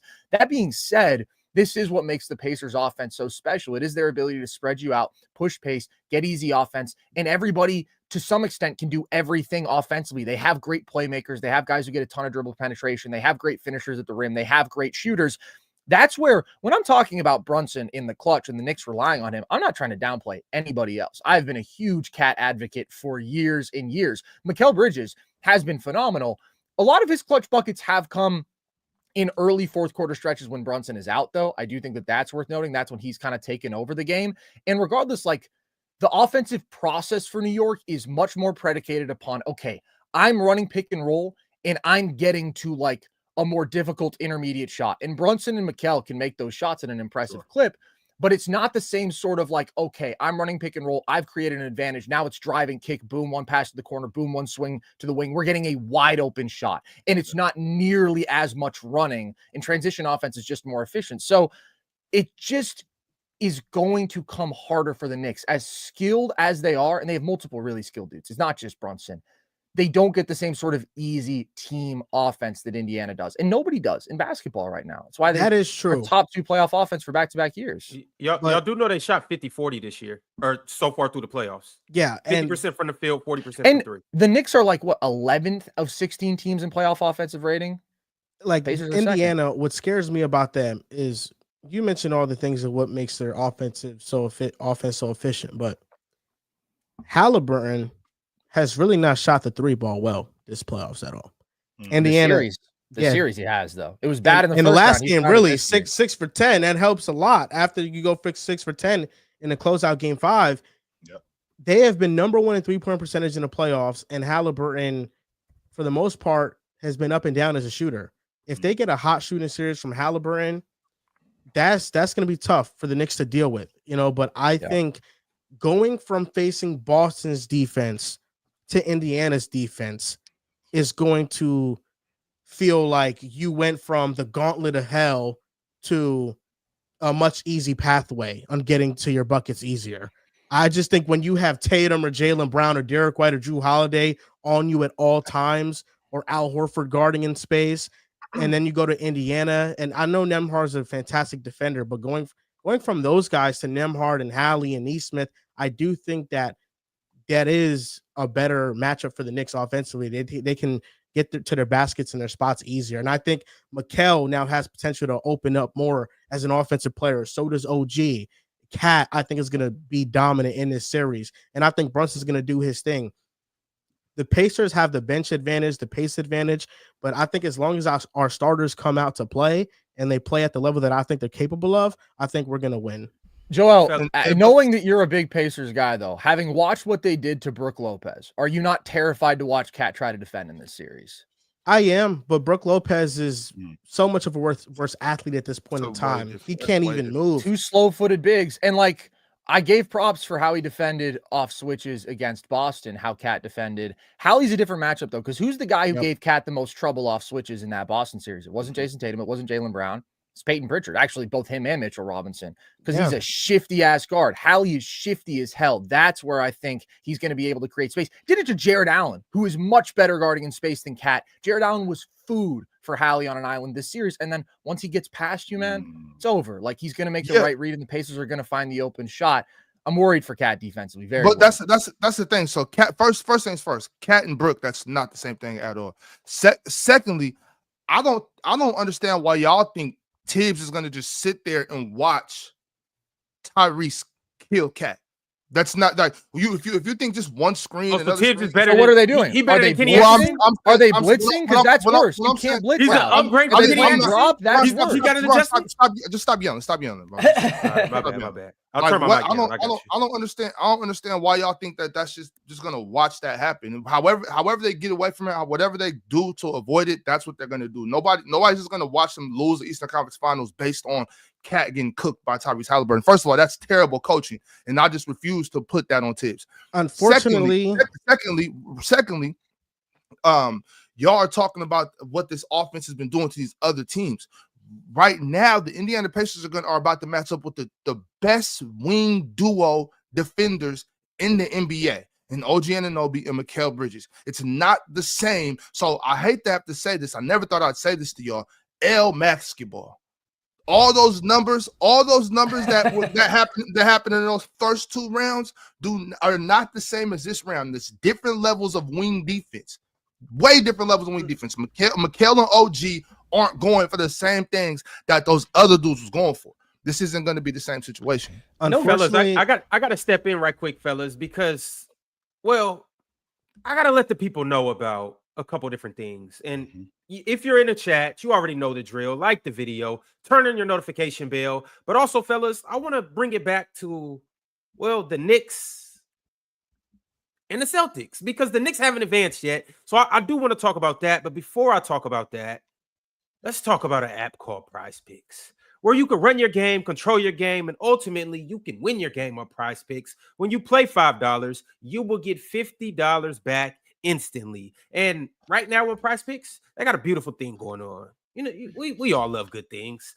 It's called Takes to Tickets, where your takes can take you to the NBA championship to sit courtside every time you make a $5 3-pick flex NBA lineup during the playoffs. You will be entered into a sweepstakes to sit courtside in the NBA championship. So go ahead and get to it, because, well, this is how we're getting to it. Big Ox, you want to talk about $10 to 10,810? What you got going on here, Big Ox? Well, it's for the love of the game, man. It's for the love of the game. First of all, it took everything in my power to not send Miles Turner some hate mail yesterday, because he completely blew the picks. But we'll talk about today. Jaylen Brown, I got Jaylen Brown having a big game today, really big game. We're going over Demon Picks, 34.5 points for him. He's going off. That's the finals MVP. Draymond Green, always on Demon Time. We're going more than 16.5 points and rebounds for Draymond. Jaden McDaniels, more than 9.5 rebounds and assists. And Jalen Brunson, more than 39.5 points and assists. I like to try to get one guy from each team today and just see if we can make these Demon Picks go. Well, Big Ox, I'm glad that you're taking the more on Jaylen Brown, because we all know not only is he the Eastern Conference Finals MVP, but he is the Finals MVP. And word on the streets is he's taking this thing to 7 games. Not so fast, Knicks fans. You guys will be coming back to the TDE Garden. But the thing about it is, if you are a fan of either of these teams, if you're a New York Knickerbocker or if you're a Boston Celtic, it's going to be tough to get into these games to watch, well, the finals MVP do finals MVP things and push this series to 7. Unless you have the Gametime app where, well, after you create an account and use promo code CLNS, you will have the easiest and most efficient method to get tickets to these hard to get playoff seats. It's almost like the Tyrese Halliburton of ticketing apps. Just makes everything faster and easier. Now, prices on the Gametime app, they actually go down the closer it gets to tip off. They have killer last minute deals, all-in prices, views from your seats, and they have the lowest price guaranteed. Gametime quite simply just takes the guesswork out of buying NBA playoff tickets. So you should do the same thing too and, well, take the guesswork out of everything and just download the app. Create an account and use code CLNS for $20 off your first purchase. Terms apply, but if you watch this show every day, you know there's a great guy named Big Ox who says, to hell with the terms, rip them up. I don't even care about the terms. It doesn't matter because, well, you're using promo code CLNS. So download the Gametime app, be like Big Ox and say to hell with them terms, get last minute tickets, and get your seats to Game 7 when the Knicks pull off the biggest upset in NBA history. Right, fellas? I'm here for it. Ron, when you Ron, if you read that super chat from Drink More Water. Drink More Water said, I don't know where he had a he said, Chill, can you please explain how weird you saw Mikal Bridges' fourth quarter stat? How was Mikal Bridges averaging 12 fourth quarter points when he's averaging 14 for the series? He's averaging 6.5 points in the fourth quarter. So again, you guys are so quick and you guys are so eager for me to be wrong, and you don't listen to a word that I say when I specifically said to all of you guys up here, when I said 2 of the 3 wins that they've had, Mikal Bridges is averaging 14 points in the fourth quarter. In game, I think it was game 2, he had 14 points, 12 points, I'm sorry. In game 2, he had 14 in the fourth. And in game 4, the game that they just had, he had 10 in the fourth. Divide that by 2. That's 12 points. That is 12. That is 12. You guys are so eager to prove me wrong. Like, soon as I say something, nope, that's not true. Nope, that's not true. Instead of just listening, if I'm wrong about something, I'll say I'm wrong about it, 100%. But I was not wrong about that. That's basketball right there, man. That super chat went into NBA stats and filtered out fourth quarter stats as quick as he could. Oh man, I was gonna say, unfortunately, I don't really think there's an answer for Cat in this series defensively. I think that's just something the Knicks are gonna have to live with. You probably play the level of the screen. There's no way you can play drop on Indiana, so he's gonna have to move his feet a lot and try to do the best he can. While I think that the Knicks are going into a series, if they, I think they beat Boston, of course, they're going into a series against Indiana where the defense is not going to be as tough. I do think the offense is much tougher because I just think our personnel is more geared to stop Boston, and they settle for a lot of jump shots. Cat is able to guard Jason Tatum and Jaylen Brown better than he's able to guard shiftier guards and smaller guards. Mm-hmm. And like I mentioned, it's just they settle for a lot of jumpers. The Celtics are just trigger happy, and the Pacers, they don't do that. They take advantage of mismatches. They get the best quality shots possible. So they're facing an easier defense, but the degree of difficulty offensively and how locked in they have to be it's heightened. It's a heightened level of detail. Joe, I don't want to get it too ahead of ourselves. Now, I do personally believe that the Knicks are going to win this series. I know I just did the whole Celtics and 7 thing, but I believe the Knicks are going to win this series. But there's a game tonight. Obviously, Tatum will not be there, but this is the defending champions. They still are the Celtics. They still are a deep team. Is it anybody that thinks that the Celtics can pull one out tonight? That Jason Tatum injury took all the win out. Vegas has the Celtics favorite tonight to win. I think they can. I mean, they're not coming back from down 3-1 without Tatum. I think they can win an individual game. Mars, you think they are? You got to win 3 individual games. That's what they really got to do. If you look at it as 3-1, then it becomes more daunting. But if you just look at it, can they win 3 individual games without Tatum? Consecutively? Maybe. With how Jaylen Brown and Kristaps Porzingis are playing right now? KP doesn't count. He just doesn't exist to me. Well, he might have to exist for them to actually go out and win this Sure game. gonna have I'm going to Cater before I go to Porzingis at this point. Knicks are He closing it gonna have out to wake tonight. up. Yeah, And I think it's over, Joe. I think it's over tonight. I think it's over. I don't think we're going back to New York. I don't. I think it's over I tonight. agree. I think the Knicks win tonight, but I'm not going to say that they can't win. I mean, they're still a team with talent without Tatum. The problem is like the guys who are supposed to be their other best dudes are dramatically underperforming. I thought Jaylen Brown was just horrible last game, like wildly out of control. Also, now he's going to have OG as his primary matchup in this game. That's hard. OG has guarded him really, really well. So maybe if he's able to play a much more under control game and he can try to go at some of the smaller guys off switches, I think that's where he's more successful, when he can play bully ball. I just worry about him being the primary decision maker and ball handler for an offense. I think that he can really struggle there. His handle has been getting exposed, especially last game. And then like KP, man, I don't know. Like Mars said, he might as well not exist. I mean, he's playing 15 minutes a game, obviously, because of the sickness. And when he is in there, he's so out of rhythm, can't hit a three, has been really uncomfortable trying to attack mismatches, like super bothered by physicality, don't like any of the shots that he's getting to. He would have to do a 180 and turn into like the player that we saw at his best this season. And I just don't know how you can expect that to happen for a dude who like every game has struggled in one way or another. Now, Thinking about the Knicks winning tonight just has my eyes watery right now. I can already feel the emotions. This is the first conference finals appearance you've seen? Yes. Yes, in his lifetime. I just can't believe it. I'll go as far to say I think Jaylen Brown gets exposed tonight. I think with OG being his primary defender and being able to send double teams at him and making him make decisions, I think we're about to see how ugly it could get when Jaylen Brown's the number one guy. Does OG need to guard Jaylen Brown? Because like he Cat's doesn't done a need hell to. of a job. Like I'm watching Cat guard him, and Cat's fine. Like, do you need to change the matchups just because? But even if he were to go off, I've seen Jaylen Brown give me 22 or 25 and a half and then forget that he was on the floor.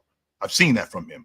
Specifically he did that this series, man. Yeah, specifically against the Knicks. I've seen that. But Joel, I'd like to put something on your mind that you might be happy about. So the Knicks have closed out the Celtics on their home floor. They did it in 1990 when they had Bird, shut the door on them, ended it. And they also did it in the 1973 season when they won the NBA championship. So I just want to put that on your mind. And that was a 68-win Celtics team. Yes, sir. Beat, by the way, bounced them. Goodbye. Yes, sir. I already put money on the Knicks to win a championship. I'm all in. If we make the finals, I'm gonna get a tattoo. Just remember this season. That's just what I'm gonna do. So hopefully we get past Indiana, but they don't even got to win it. They just get there. No, they get a tattoo. If they get there, they get the tat. And I've never had a tattoo in my life, so it would be my first ever tattoo. Damn.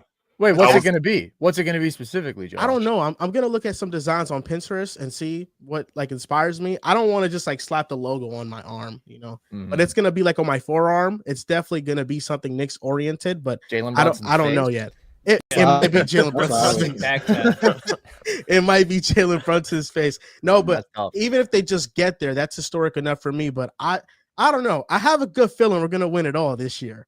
That's how I'm feeling right now. I think we're winning the championship. So Mars, I was around because to be honest with you, with this Knicks level of excitement, because I was around in '93 when they won 57 games. They was in the East Finals and they lost as the favorites. I was around in '94 when they lost in the NBA Finals. There wasn't this level of excitement for the Knicks winning the NBA championship like it is today. It's not. Even in 2000 when they saw Indiana in the East Finals, there wasn't really this level of excitement because there was nobody who really thought, even if they did get past Indiana, could they beat the Knicks with Marcus Camby and Kirk Time? No, they couldn't beat the Knicks. They couldn't beat the Lakers. But this Knicks team, there's really a lot of excitement going on around where they think that this team could win the NBA championship. And knowing the Knicks fans and knowing New York, they will burn New York City to the ground if they win the NBA championship. I'm telling y'all.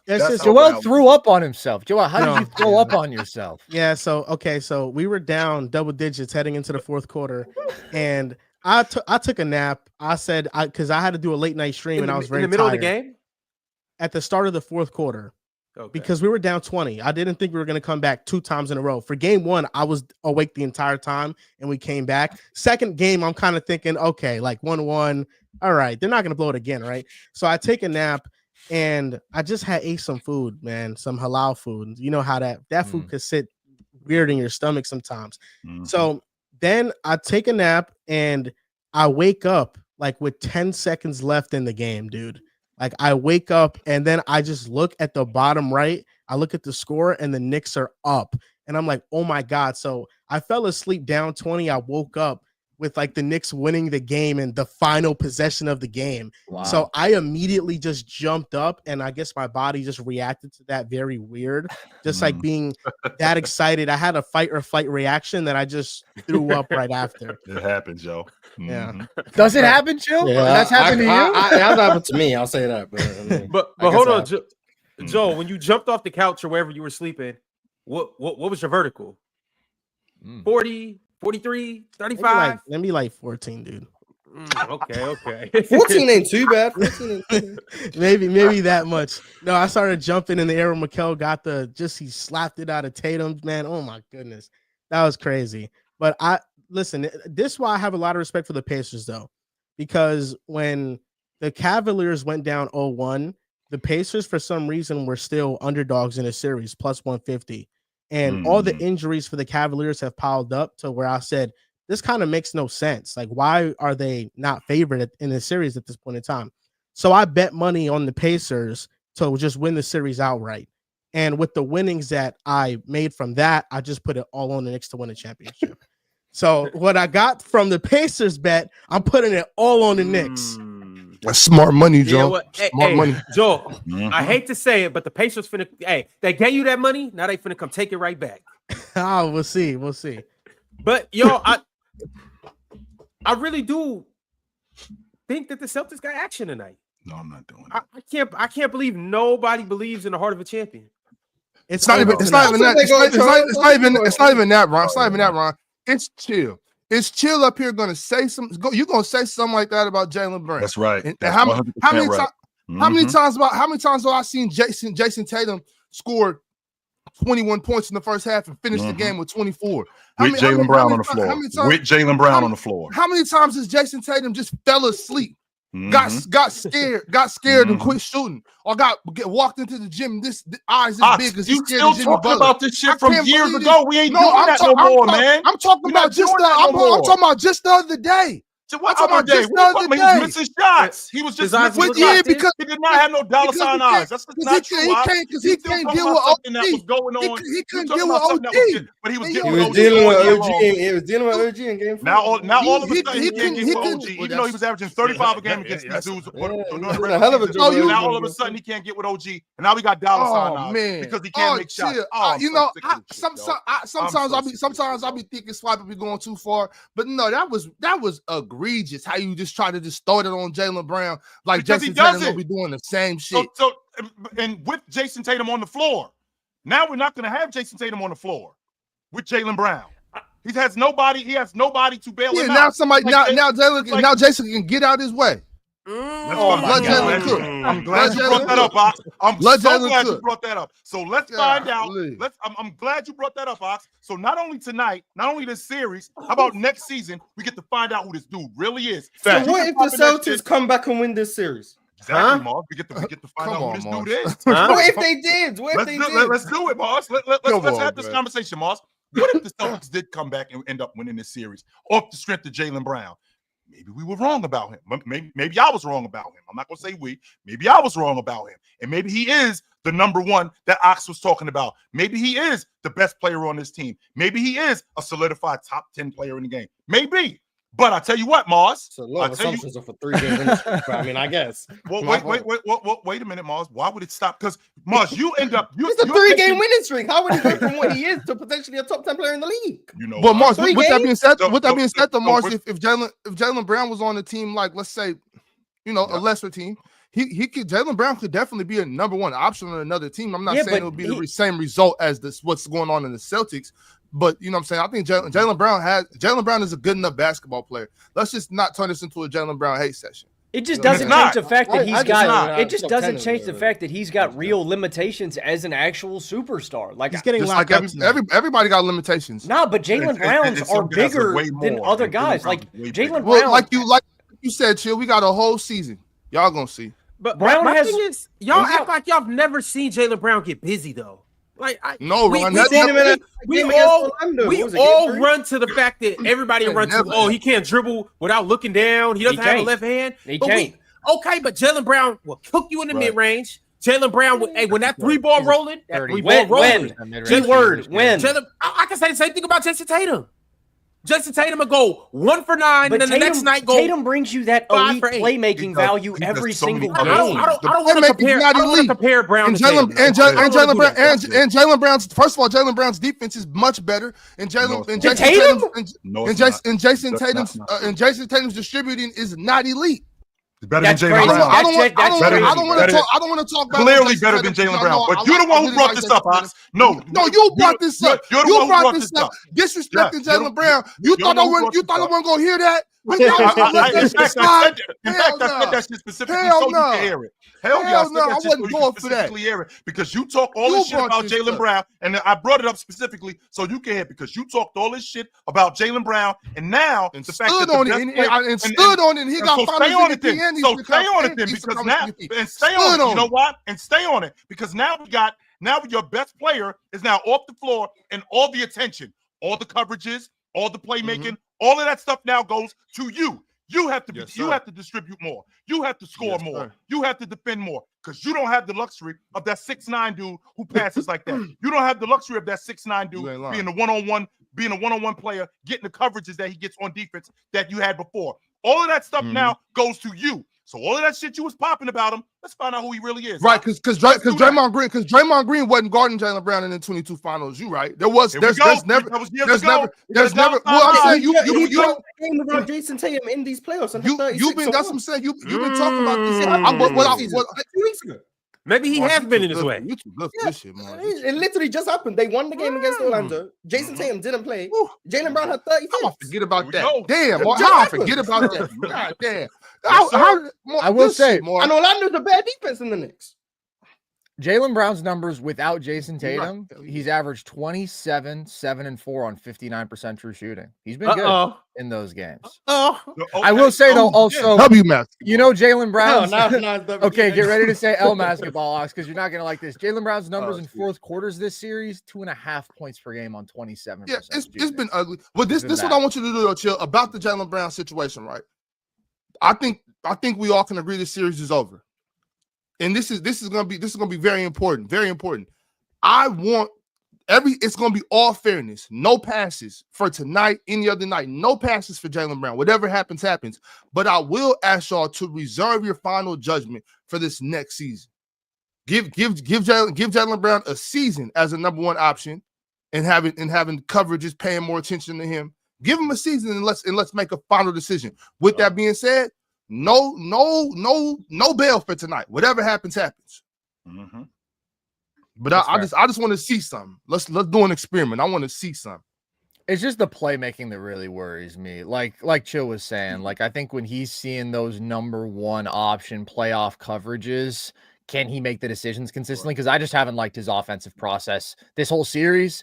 And now that burden goes up. And also, like, another challenge for Jaylen this entire year has just been him falling off as a jump shooter compared to last year. Like, he's been bad from three end to end this year. He's struggled from mid-range end to end this year. And that hurts him, especially because, like, he likes to live on some of those shots, probably more than he should, considering he's an absolute freak bully athlete. Mm-hmm. Yes, all right, y'all. We're going to go ahead and get into this Nuggets and Thunder series and talk about last night, the battle of the MVPs. Before we do that, it's a couple super chats in here that I think need to be read. Mm-hmm. So first off, shout out to Kuvi Manikai. It's a cool name. I like that. Shout out to Kuvi Manikai. And Drink More Water has clapped back and responded. Chill. Drink More Water said, I went back and Chill. He went back. I went back and Chill did say 2 out of the 3 wins. Mikal is averaging 12 points in the fourth. So I apologize for not fully listening and jumping the gun. P.S. ... He didn't say which 2 games they won. That's fine. But Shout out to Trayvon Ray. Trayvon became a YouTube member. If you're not a member yet, go ahead and click that button and don't just stop there. I'm pretty sure Pick a Side has a YouTube channel, right? We do. Go become a member over there, and I'm pretty pretty sure Nerd Sesh has a YouTube channel, right? Oh, we do. Go there and become a member over there too, man. Don't stop. Keep going. Multi Kenny sent through a members chat. Oh, my bad. I'm pretty sure Mars has a YouTube channel. Follow Mars Talk Sports or Hoop Talk Podcast. The Hoop Talk Podcast is on Mars Talk Sports. Well, follow Mars Talk Sports and then tap into the Hoop Talk Podcast. There you go. Thank you. Anybody else? I want to be all inclusive. It's 2025. It's awful. All right. Multi Kenny sent through a members chat and says, shout out to Nerd Sesh. Shout out to Hoop Talk. We are getting the first time champions this season. Not necessarily. This playoffs has been amazing. I think he's saying that he believes Denver that. still. Denver and Golden State still got life. Well, Golden State. Denver Golden State. definitely got life. Boston still got life. There's 3 champions still around. They ain't been dropped yet. Denver's the Can I most get likely everybody's person. finals prediction as of right now from what we have? Knicks over OKC over Timberwolves. Pacers. Whoa. Wait, hold on. Let's go around the room. So, Joel, who you got? Knicks over Timberwolves. Knicks over Timberwolves. Okay. Carson? I got Thunder over Pacers. Logan? I would say Thunder over Pacers, but my dark horse is Minnesota. I think Minnesota's got the second best chance at a title. Chill? I want to see the Knicks and the Timberwolves in the finals so bad. Holy shit! But I don't think they get there. I'm gonna say OKC in Indiana. You said you're not picking against the champs until they get dropped. And they're getting dropped tonight. But they haven't been dropped yet. And they're getting dropped tonight, Mars. Yeah, but they haven't been dropped yet. You meant to pick Boston until. Okay, Mars. All right, Mars. Yeah. So we'll have this conversation tomorrow, but Boston and Oklahoma City. Okay. There you go. Hold on. Is there no clause for when their best player tears his Achilles? It's clearly over. You meant to factor that into the equation. They're getting dropped tonight. The series is over. But until they win, I have Boston. So fine. Boston and Oklahoma City. Very good. Thank you. Ox, who you rocking with? I want to say Knicks over Wolves. But I think I'm gonna say Knicks over Nuggets. Yeah, Knicks over Nuggets. I got the Knicks beating the Nuggets, and yeah, that's the championship. Knicks over Nuggets for sure. And we about to get into that right up next. But Mars, last but not least, what's it gonna be? It's crazy because I said I'm not trolling anymore, so I have to make a serious pick. Probably OKC over Indiana. Is it probably that, Mars, or do you feel like that? I don't know how I feel, but I have to make a prediction because Ron told me to. I would just say I don't know. But then you'll press me. Oh, no, because you said you're not picking against Boston until they lose. So it was your way. Mars, can we get your troll pick? The people in the chat want to hear what troll Mars. Oh, Golden State over Boston, 2020. All right. Cool. Well, let's go ahead and get into it, y'all, because last night the MVPs finally decided to show up in the same game. How do we feel about this game? And how do we feel about OKC? And how do we feel about Joker going crazy but not getting the win? You see Ludo? 4-3. I don't have a hat. If I had a hat, tip it. Mm-hmm. Absolutely, brother. There you go. He dominated, not the biggest reason, but knock yourself out. 3s in the 4. Mm-hmm. It was the biggest swing. What do you have? 4 of them or 3 of them? 3. Yeah, 3 of them. 4 in the game, 3 in the 4th. Yeah. They were huge. Now, every single one. 3 of them. I felt Mars, like OKC, it was just the most impressive win I think they've had all season long in the playoffs. I mean, it was the most impressive victory they had in the playoffs in clutch time. Last game, I would say game 4, they won because of the contributions of Casey Wallace and Alex Caruso. The role players were just so amazing. And that's the advantage they have in this series over Denver. Is that Denver they're not getting shooting out of Russell Westbrook. He's shooting 20% this series, and they really can't rely on anybody else off their bench. And in game 5, what we saw was OKC really struggled offensively for 3 quarters. And then Lou Dort just woke up. That first 3 he hit in transition on the wing, I felt like that just lifted up their offense. It was about 8 minutes left in the 4th quarter, and they couldn't get nothing going. And Lou Dort, it wasn't even a wide open 3. It was kind of a little bit contested, lightly contested, and he just drained it. And from there on out, He got some looks. He drained those. And then the final clutch minutes just came down to Shea. Shea was just otherworldly in his rim pressure, attacking the basket and hitting that patented mid-range shot, and really the dagger of the game. Denver, it's another loss where they're going to be kicking themselves because Jokic was otherworldly. He had 13 in the fourth. He was 4 for 6. I think everybody else on Denver went 1 for 15 in the fourth quarter. They got no contributions from anybody else. And I think that's what this series comes down to, is not only Shea waking up, but it's also OKC's role players are much better. And I want to give a shout out to Jalen Williams and the center lineups that he had while Hartenstein was getting a breather. I thought that really opened up the spacing of their offense and just giving them another agile option. And it's credit to Mark Daigneault for going to an option that really he doesn't always play. And for him to come into this to this game, and he had opportunity throughout this series to get minutes, but really he's somebody that is in a rotation sporadically. For him to make this much of an impact in the fourth quarter, it just shifted the game for them. And OKC had the momentum, but Jokic was just otherworldly. For some reason, they can't get Jokic master classes and the role players in sync at the same time. It's either a give or take.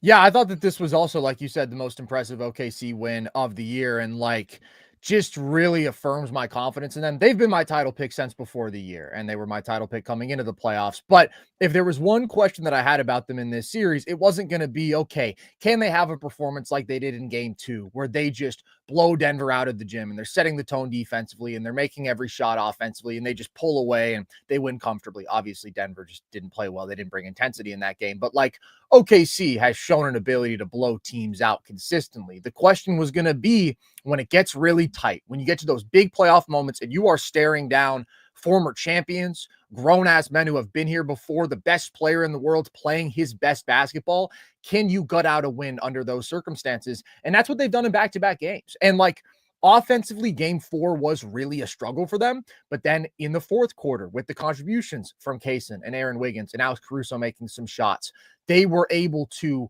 pull through and be the better offense in the fourth. But this one, it was just like a team that has really settled in and looks way more comfortable. The difference between how Shea played in the first quarter and the fourth quarter of this game could not have been bigger, because first quarter, it was like, okay, man, he still doesn't really know how to attack this zone. And like, he's driving into pack paints and he has 4 turnovers. He starts 1 of 6. He's really struggling. I like that Mars ISO. I always like seeing Mars up close. But then the fourth quarter, he was so impressive. And like, he created 15 straight points for OKC down the stretch. He was getting downhill. He was finding the driving angles. He was finishing a really impressive level at the rim, but also like the shot making that is so special from him from the mid-range, that stepped up. He walks into a pull-up 3, finally finds a little something from beyond the arc, and he was making the right decisions. He finds Isaiah Hartenstein with a lob when he collapses the defense. He makes a swing pass to Lou Dort, who finds J-Dub for an open 3 on the wing when SGA draws 2 to the ball. He was so comfortable. He was so great. Lou Dort being able to make shots is just like so massive, because all playoffs he has been incapable of doing that. And all of a sudden he just like locked in the biggest moment of the year when they needed him to step up. He absolutely did it. He led them on a 9-2 run on his own. J-Dub knocking down a big 3 off the catch. All series, early in the series, like games 1 and 3, it felt like, okay, if Denver is going to find a way out of this, it's going to be because OKC isn't really at their best in the clutch. They're not fully comfortable there yet. And we know that Denver is going to be nails. So for OKC to win back-to-back games in the clutch where they are better than Denver, it's just so impressive. And I think has to make you feel really good about where they're headed from here, because this was like the one question, and I think that they've answered it very impressively. Can I give Mark Daigneault credit for coaching job that he did? I love the fact, and I didn't pay attention to it until it was actually happening. I know that sounds ridiculous, but I mean, he went to the triple big lineup. He goes with Chet, he goes with Jalen Williams, and he goes with Hartenstein. All 3 of them. And they basically clean the glass. No second chance opportunities for the Denver Nuggets. No offensive. I think they had 4 offensive. I don't think they had any second chance points in the fourth quarter. Basically clean the glass, allow. Jokic had to put back. He had, yeah. I think Jokic had to put back. That was late in the game. I think the score was like 98, 96, something like that. Jokic had to put back. But other than that, nothing else was going on the glass when he went with that triple big lineup. And it was specifically to slow down Joker. He was basically saying the rest of you guys are going to have to beat me, and they couldn't do it. Nothing from Aaron Gordon. I didn't get any buckets from him. To your point, Joel, nothing from Russell Westbrook. Nothing from any of these other guys. And I think that they took complete control of the glass, and I think that threw them out of rhythm. Then on top of that, for SGA, because I've said this to you guys countless times, stars need to be stars. And for SGA, I think he had 11 points last night in the fourth quarter. Straighten me out if I'm wrong, but I think he had 11 points last night in the fourth quarter where he was getting downhill and getting to his spots and being productive. He wasn't able to be productive getting to those spots in game 2. Not game 2, I'm sorry. I want to say in game 3 when they were in Denver. He wasn't able to get to those spots because Christian Brown was there. I feel like and the defense was way more connected. Last night he was able to get to those spots and counter quicker than he was any other night. But that triple big lineup that Mark Dagnall went to, I love that adjustment. And I think that was the difference in the game. Chill. I wasn't going to come up here and slander Shea, but I was going to ask some questions. When that fourth quarter started and Shea only had 20 points, it wasn't looking good, Ron. It was looking questionable. And I got an older cousin. He watches the show a little bit, and he happens to think that Kobe's the GOAT. So over these last couple weeks, due to Kobe and Shea comparisons, he has been very critical of Shea. Calling Shea a bum, calling Shea this, pointing out every little thing. And so he had finally started to rub off on me a little bit because I'm looking at Shea and it's like, First playoff game, 15 points. Okay, you beat Memphis by 1 million. All right. Next game, 27, but 10 to 29. Next game, 31, but 10 to 36. Next game, and this is to finish Memphis off, he had 38 points and he had an MVP performance. Now we fast forward to the Denver series. 33 points, but 12 of 26. Game 2, he balled out. 34 points, shot amazing efficiency, 11 for 13. Played like MVP. So he's giving you 2 games out of 6 so far. The next game, only 18 points, 7 to 22. We all know that was a terrible game. And last game, he had 25, and it wasn't all of that good. Last night, I finally got the Shea that I wanted to see. Fourth quarter, close game. Your team needs you. Jokic is going ballistic. And, well, this is all that I ask of. If you're going to be an MVP, play the MVP level when it matters the most. So I got to tip my hat off to Shea. I'm not even too much tripping off the 18-point game and everything else that happened, the bad shooting percentages. I'm just happy that he showed up last night when it mattered the most. So shout out to Shea. And he did also have 9 big early fourth quarter points in game 4. Like down the stretch, he took a couple shots I didn't love in that game, but it has been 2 quite good fourth quarters from him in back-to-back games. But this one was another level. This was like absolutely Shea in complete control, Shea getting to his spots at will, Shea making the right decisions. Like the dude who you want to see from the guy who's going to be MVP. And that was biggest spot of the season, biggest spot of his career. For him to deliver that, it's really, really massive. Speaking of MVP, I think we all know that Jokic did everything that he could in his power to win that game. He had 44 points, 15 rebounds, 5 assists, a couple steals, and he was just fantastic. Can Jokic continue this for 2 more games? Well, he already got it. He had a 40 and 20 game. That's the point I was making, Mars. There is nothing else that's left. There's nothing else available. So he's gonna have to do this. 40 and 20. They ended up winning. That's because Oklahoma City collapsed at the end.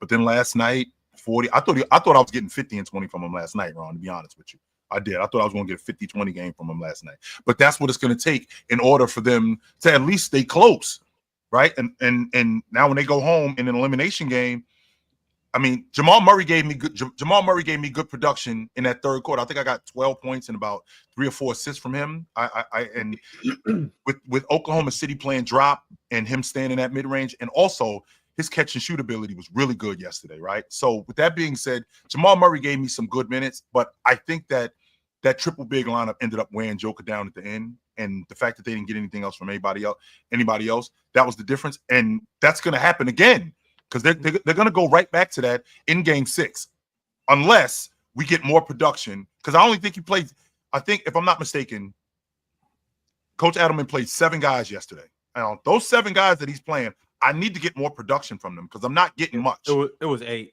Julian Strawther. Yeah, but Julian Strawther's like, he's not really playing. Right. So like 7.5 guys. Is that fair? Yeah, not 7.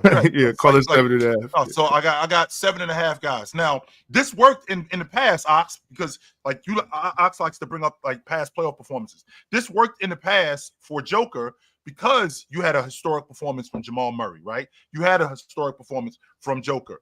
Well, you're not getting that now. So he needs those other guys to give to him. He needs Aaron Gordon to give him more than what he gave him yesterday. Now, Aaron Gordon's been great in these playoffs. Let's make sure we clear on that.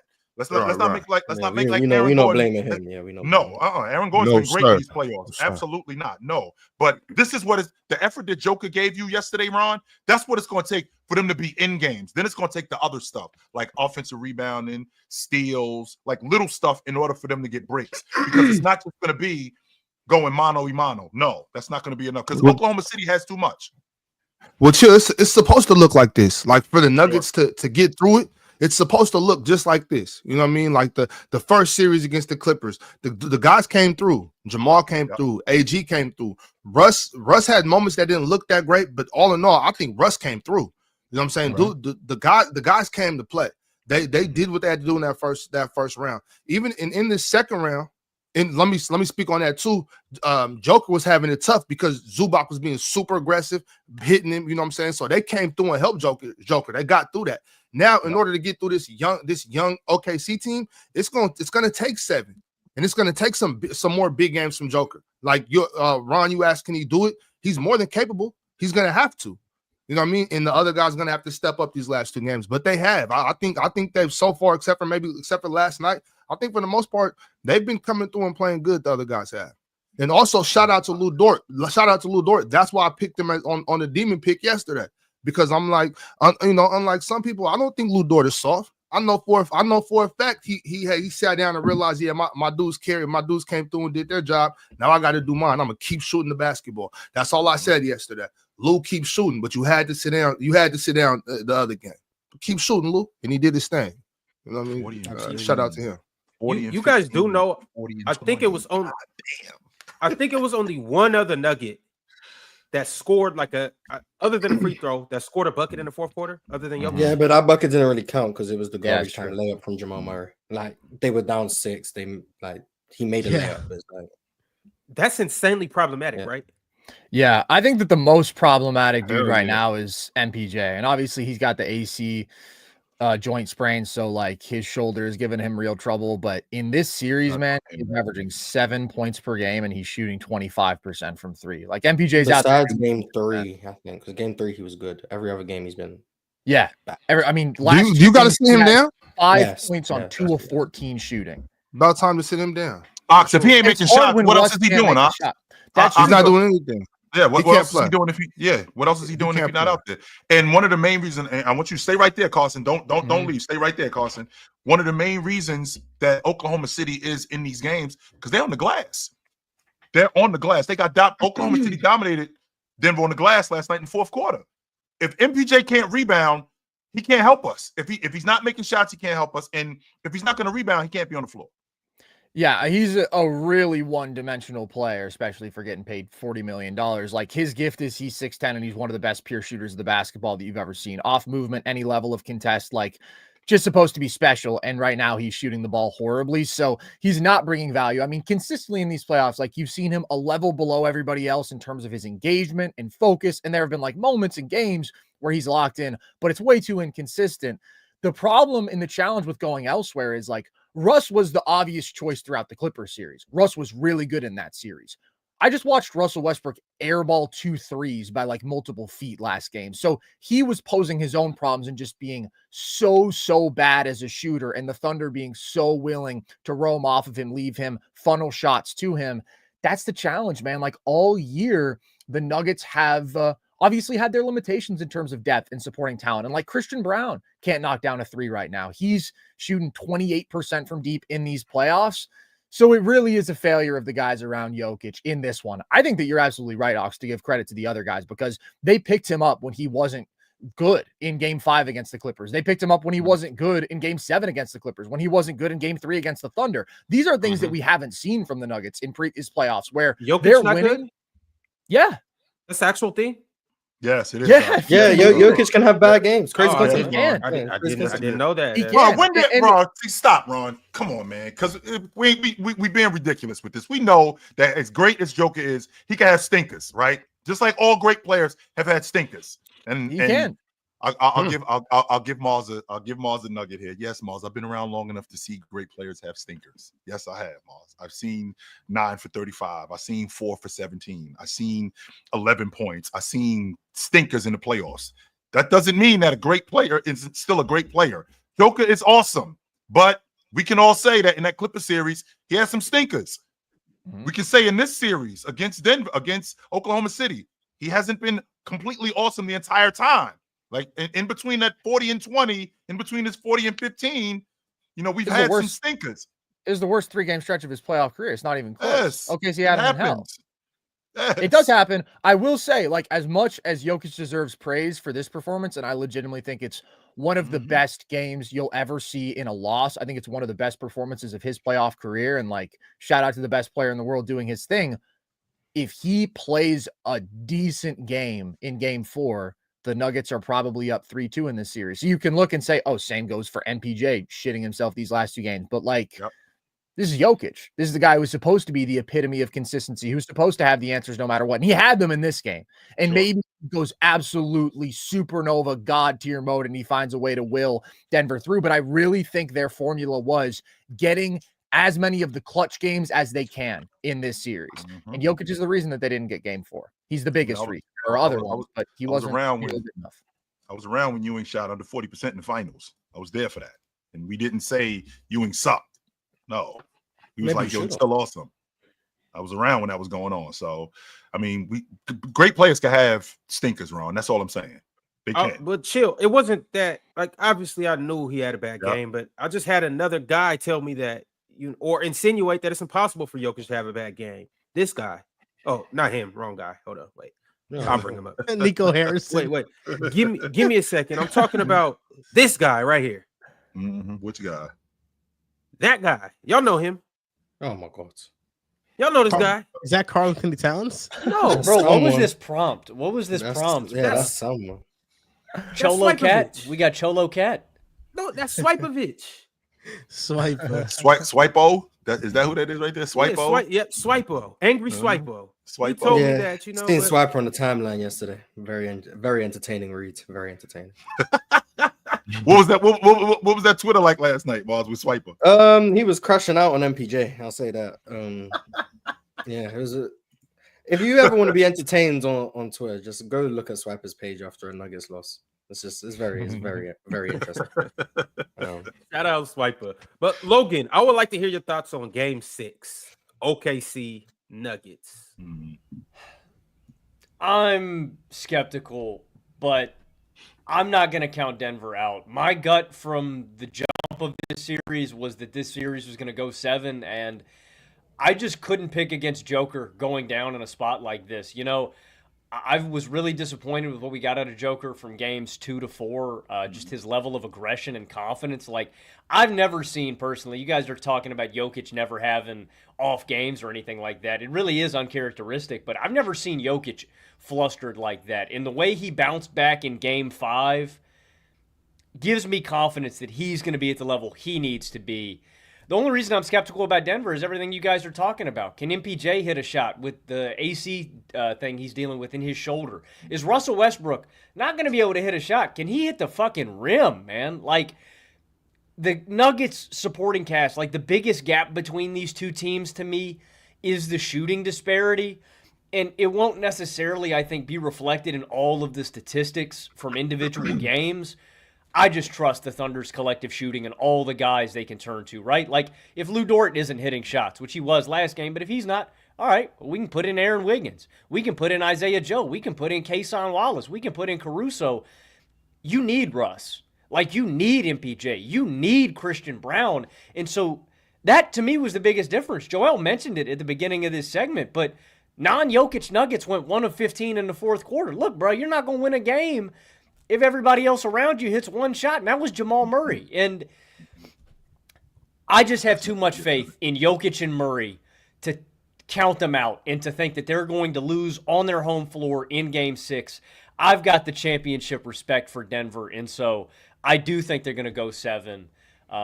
Beyond that, I don't know, but I'm not going to pick against Jokic and Murray in a one-game big-time format. So I do think Denver gets this one.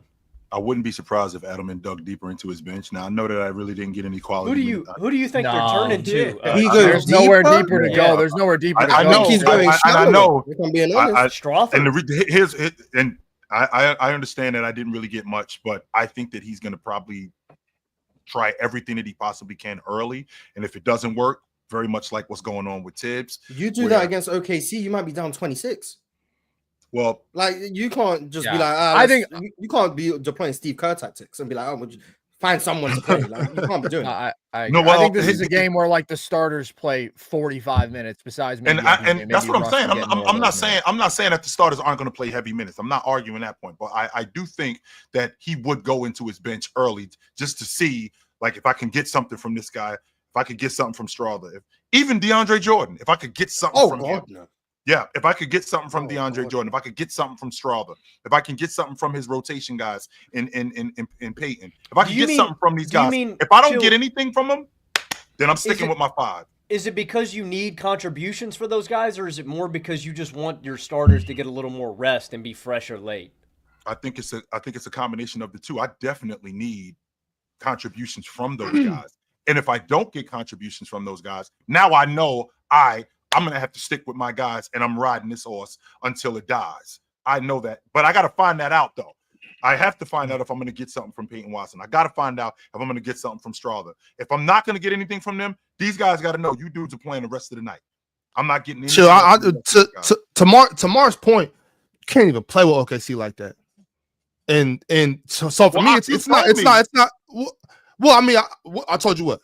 You've told me that coach has got a coach, Ox. You've told me. Oh yeah, coach got a coach, definitely. And I'm not saying that he's just throwing stuff against the wall, Ox. No, I'm not saying that at all. When he puts Strawther in the game, he's got a plan for Strawther, right? When he puts any of his rotation play, he's not just going, okay, you go. Right. Okay, no, he's got a plan for these guys when they come in. Of course, I'm sure the plan. All I'm saying is I don't think the answer is going deeper to the bench. I just think it's just finding less minutes for MPJ. Like, you know what I'm saying? That doesn't mean we got to go too deep. That means, Peyton Watson, you're going to play. Christian Brown, obviously, you're playing. Russ, you're going to play. Everybody else, y'all, you know what I'm saying? Yeah, hold it down. Like, Jamal, you going to have to hold it down tonight. I need 40 from you. Yo, hey, big fella. Come on, you running. Like, I don't think we need to start going to Strawther and all them dudes. Like, nah, we could just everybody we got to do what we got to do to get to the finals, Western Conference Finals, whatever. If that means that these world-class athletes got to play 42, 43, 44 minutes, then, hey, AG, Jamal, Jokic, you're not playing anything under 42, 43. Like, you got to run. They're kind of getting to the point of desperation where they kind of just try to figure something out. Peyton Watson is giving them some good minutes. It's just he can't shoot. In theory, Julian Strawther should be able to play to provide them spacing, but he's just so lost defensively that they cannot trust him to be out there. But maybe David Adelman does tap into him more with the starters in some stretches just to see if he could provide them with some spacing and hit some shots, because right now they're just not getting it from anywhere else. They don't have a backup 5-man, and they didn't have a backup 5-man all year. I think that's something that they address in the offseason too. Well, they drafted Deron Holmes to address it, and then he tore his ACL. So maybe Jalen Pickett get some run here. I mean, he's literally the only other guy. You know, you're not putting Zeke Naji or Vlatko Čančar in the game. I still wouldn't play Jalen Pickett. I think that the right approach is, like Ox said, like maybe we're going away from MPJ, but you're not going away from the core 4. Those guys are going to play a ton of minutes. Like Sarge and Zeke. Denver depth, it's really sketchy. What a second though. We might be able to turn the clock back on Sarge real quick. Hey, throw Sarge in there and be like, send him to hell, Ron. Send him to hell, Ron. Hold on. Hear me out. Sarge. Hey, we could turn the clock back on Sarge. Maybe for the Sarge has been one of the worst players in the league. Yeah, but I'm just saying, y'all remember Sarge in 21 and 20 and before a long time ago. He was a baller. He was a baller. Rookie of the year contender. He's not close to that. All I'm saying is if we're gonna risk minutes on anybody, let's let the big fella get some shots up real quick. The only one I'd even consider. That would be the funniest thing if they played Dario Saric in Game 6 against the Thunder down 3-2. That would be a Yeah, but that's what I'm saying. What if you go for 15 real quick? Solid basketball player. Yeah, Maxi. And you knew when you saw Maxi Kleber walk on the floor, Mars, you knew this thing was over. I forgot Maxi Kleber. JJ Redick didn't think it was over. He thought Maxi Kleber was the answer. That was crazy that he hadn't practiced. He hadn't played a Think about that second with for a the team, second, and it was Dawson. like, elimination game. He didn't even practice, so y'all basically got him off the street. Like, come on, man, here, grab a jersey and let's go. That was rough, and it was still better than playing Dario Saric in Game 6 against the Thunder. Right. But two things though, y'all. I wouldn't even look his way. Two things though, y'all. First thing, what if you play him and he goes? Well, no. Let me ask you that one first. What if you play him in Swiper season? How is Swiper going to react if Dario starts checking into the game? Swiper going to throw things at the wall. That's all I know. He throwing stuff at the wall. Everything. But then what if Dario turns up though? What if Dario comes out? What's turning up? Then Swiper going to be on Twitter talking about, man, when we signed Dario, I knew he could provide some valuable minutes. Don't fight that, Mars. Don't fight that, Mars. He's going to find the quote from September, like, yeah, you're going to show him loving the Nuggets signings. Oh, Russ is going to be good for the Nuggets. He's going to provide valuable minutes on the bench. He's going to be like, oh, see, I told you guys. That's what he's going to do. That's exactly What's turning up, Ox? So, like, if Saric came in and gave you like 10 and 12 minutes. Not 12 minutes. We're not playing you that long. Like, Dario, you got like 36 seconds. But... Yeah, you got to make a three in the first 36 seconds. If he end up coming in the game, he gets you a bucket early, and then okay, you keep him out there for a little while longer, and then I don't know, he gets you 2 free throws, and I got 4 points out of him and a rebound. I need 12 points in 5 minutes. Come on, I need a team at 13 and 33. That's what I need. Right, just go crazy. That's going to justify the plan. Yo, can we come back to reality? Please. This is all I want to say.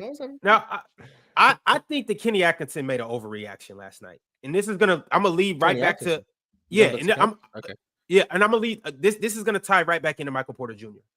I think he should have still played Ty Jerome, and he switched up his whole rotation in an overreaction to me. Isaac Okoro didn't give you what he should have. Darius Garland, he didn't play up to snuff. He ends up throwing Ty Jerome in there late in the game, and he provides a spark, gets him going, knocks down 2 threes. And he's obviously one of their better offensive players. My thing with and then obviously Max Strus did what he did. My thing with Michael Porter Jr. is I don't think you just cut his minutes initially. Now, maybe you have a quick leash on him, but as we've seen in this series, he has been shooting bad. Last 2 games, he's 2 for 14, but he did have 0 for 10. But he did have that game where he went 5 for 6. Law of averages, I'm not even saying law of averages, Mars. I'm just saying, see if he got it going. Get him. I agree. But early in the game, I think that's what we're saying. He'll start. We're not saying just don't start. He'll play 20-something minutes. The question is, does he play 24 or does he play 37? And that's going to depend on, is he hitting his open shots? Can Russ hit his open shots? But like, the law of averages are a little different when it's hard for you to lift your arm above your head. You know, like I don't think you can ignore game that. 6. He's been saying that he's been hesitant to get the shot before every game. For whatever reason, I don't know what he thinks about the shot. He's gonna get one before game 6. He's not gonna feel his shoulder at all. That shoulder's gonna be right. He's not gonna feel. Well, that's the main thing, Mars. If he's not shooting well because of the shoulder, it really comes down to, all right, like how is your shoulder feeling? Like get out there and shoot before the game. We're gonna be shooting, and if it's a shoulder issue, then the leash is extremely short. But if to your point, if he can't feel it and he's shooting good, then. Man, I'll let him ride. And when you pull him out, just don't sit him, we'll get you back in there. But how do we feel about Peyton Watson playing more minutes? It's entirely depends on if he can make some shots. Like everyone off the bench, like Russ, Peyton Watson, Julian Schroeder's defensively, but those two, it's gonna be, if they're making shots, they're gonna play more. If they're not making shots, then you run into the problem of, okay, they're not guarding anyone on this team. I think Adelman made a nice little adjustment using Christian Brown as a screener and then having him play the baseline. I think that was cool to try and like nullify the lack of shooting. The issue is he can't play the baseline like Aaron Gordon can, so you still run into some issues there. They were having Chet come into the action, trying to play that 2-man game. So I think they did some interesting things, but you get to a point where, especially against a defense like OKC, There's only so many buttons you can press before you realize, the roster is just flawed. Like, you kind of run into that obstacle. Straight up. So it's as simple as they need to make shots. Like, OKC are going to concede outside shots to Jamal Murray, Peyton Watson, Russell Westbrook, to a lesser extent MPJ, but we know how he's shooting. Like, they're going to Christian Brown. They're going to concede those shots. Like, we can give all the analysis we want, talk about the things OKC are doing defensively, which I think are very unique on Jokic. The things Denver are doing defensively, which I think are very, very unique on Shea. At the end of the day, Denver have to make shots. Whoever makes them is the one who's going to play, but they have to make shots. Peyton Watson is shooting 50% in the playoffs. And in specific, he's shooting 5 of 10 in this series. So I'm not saying draw up eight 3-point plays for him. I just am saying he has been knocking them down. Very low volume, but 5 last game he was off, though. He was 1 for 4 yesterday? Yeah, something like that. 1 for 3 from 3. I think, 1 for 4 just in general. But like, it's more costly than that because every possession he's just being ignored. So like, you're affecting the spacing every time down the floor if he can't make those shots. He also committed like 5 fouls in 10 minutes, so that wasn't great. All right, y'all. Well, we got a couple super chats. We're gonna go ahead and read some of these. People have spoken. They wanna talk to the nerds. They want to talk to Mr. Pick a Side, and maybe they want to talk to Chiller, Mars, or Ox. But before we do that, y'all, I do want to let you guys know that we will be talking after these super chats a little bit about what this #1 pick means for Dallas. I want to hear you guys' thoughts on this. This should be good. But before we do that, I got a super chat from Teddy Hart. Teddy said, I was surprised Wiggins didn't get more PT, especially during OKC's scoring lows. Aaron Wiggins has really impressed me. He's really impressed me this series. Like, the playoffs really just show you who is mentally tough and who is able to play like it's a regular season game, in the sense that like they're just loose and they're confident taking the same shots. And like, especially when you're a young dude and you're in a spot this big, it's not normal to be like that unbothered. And Aaron Wiggins has consistently been that guy. So I do think if you do get to a spot where Dort is really struggling, like I think Caruso is always the first option. I also think Caruso is just better than Dort, but Wiggins is definitely on that list. Aaron Wiggins is he's one of those players where I would love to see him elsewhere, just in a bigger role. Maybe not even elsewhere, just on this team in a bigger role. I think it's something going on over there. And so I just would like to see really how good he is. Hey, Carson. Basketball. Aaron Wiggins or Jalen Green? That was so uncalled for. What the hell? For what? To play the role that Aaron Wiggins is playing right now, or to like be just be an impactful player in the playoffs? I mean, I think Aaron Wiggins lead better at playing a role, but Aaron Wiggins no, he could not. He could not. So there you go. Nonsensical question. Well, I'm running a poll right now. We'll see how the chat feels about this, Mars. You running a poll on that? Aaron Wiggins or Jalen Green? Who better? I didn't get Carson's answer. No, my answer is Jalen Green is better. But if I were just to say, okay, I'm dropping you into this role for the Thunder, then I would take Aaron Wiggins. All right. MP13 said, how far is MPJ's skill set from a player that makes 35 to 40 million?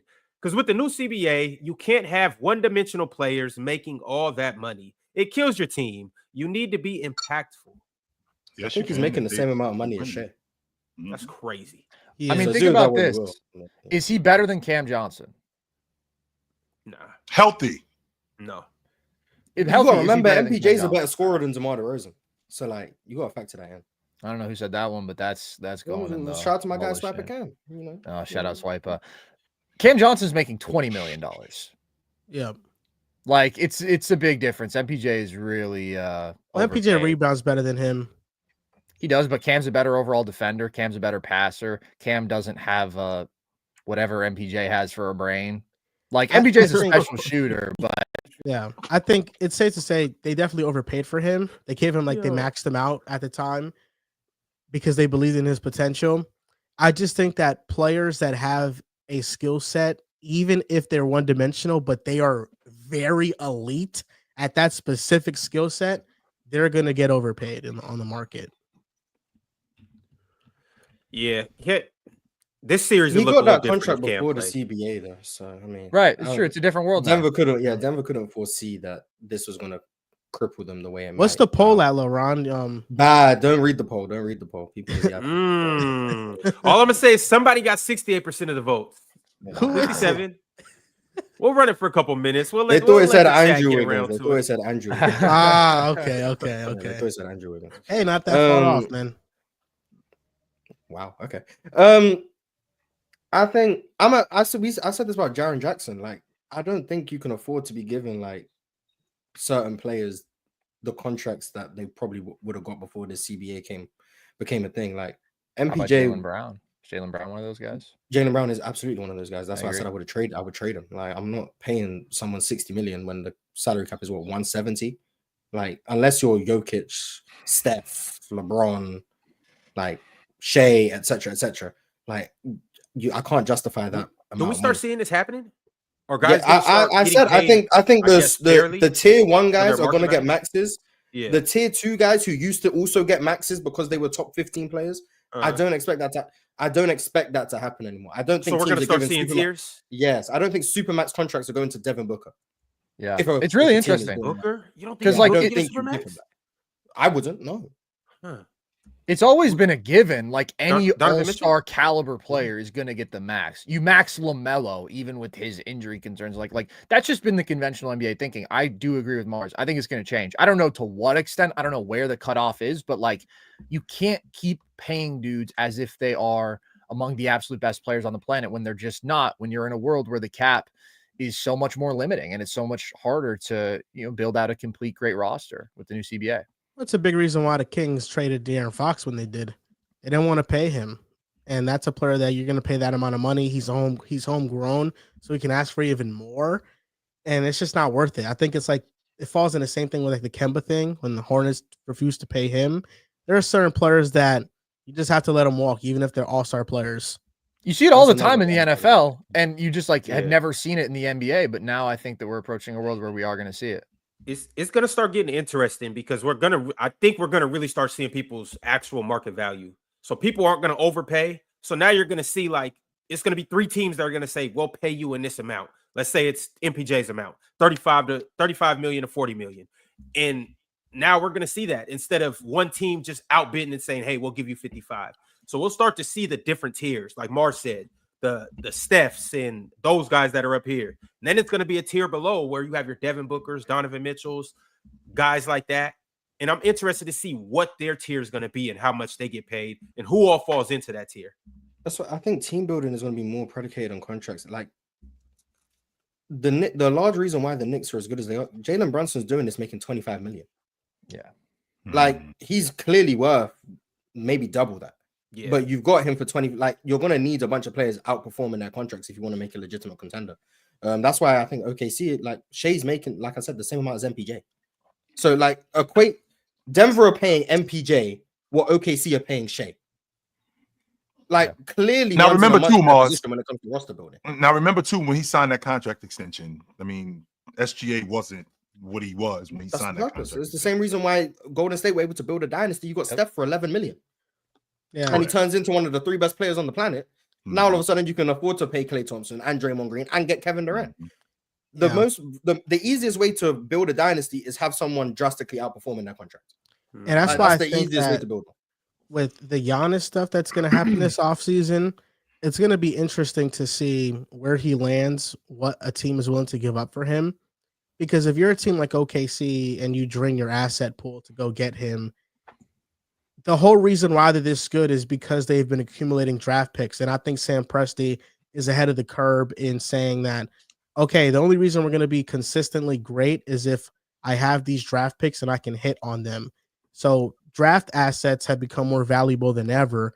So a team draining that asset pool, plus the players they have to go out to go get Giannis, it's a big risk. Like San Antonio, I don't think that they should really be at the front line of trying to go get Giannis. Like I think if you draft Dylan Harper, you have Wemby.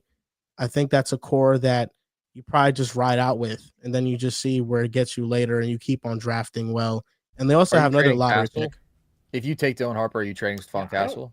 I'm trading De'Aaron Fox, but that's a whole different. I think De'Aaron Fox, he was never a natural fit. Why, Mars? I didn't want him in the first place. Like, I didn't want him in the first I don't think he fits. I don't think he fits the timeline. I also don't think we haven't really even seen it yet. Right, haven't seen it. Got him. I didn't want to see it in the first place. I'm not saying what the Spurs should do. I'm saying me. I didn't want De'Aaron Fox to go to San Antonio in the first place. I don't think he fits the timeline. And I told you guys when the trade happened. I don't think De'Aaron Fox is that good. I don't think he's the answer to Wemby's point guard problems. I said that when the trade happened. Nurkic was up here. I said it. I said I don't know why we're spending 45 minutes on a trade that I don't think it means that much. Yeah, and I don't think De'Aaron Fox is the point guard to answer Wemby's prayers. I'm not that high on De'Aaron. And really, that's the big thing. Plus, he's going to be asking for a max next season. We know he's going to be asking for a max. I just don't. Like, I'm not keeping him. It's his playmaking. It's just a lack of playmaking. He's just a score first guard. He has tunnel vision. He doesn't make any advanced reads or passes. I think that's the big thing. And to be fair to San Antonio, I think if you know you're getting Dylan Harper, you don't make the trade. No, but they're going for cheap. I think you can still make the trade. Yeah, but now they're at a crossroads where it's like, okay, we have this second overall pick that we can get that can be the guard of the future for us. And I think Fox becomes expendable. I think maybe Castle, you could explore that. But now the Spurs are kind of in a phase where they don't really have to pay Fox the max. They can maybe just let him walk or trade him again somewhere. Do you think, would Milwaukee be interested in some sort of a Fox and other assets like future for Giannis if that was the swap instead of the second pick? Because to me, that makes sense. And the reason I'd be in on the Giannis move right now is because I think Wemby, and this isn't a hot take at all because Wemby's already done this in his first 2 seasons.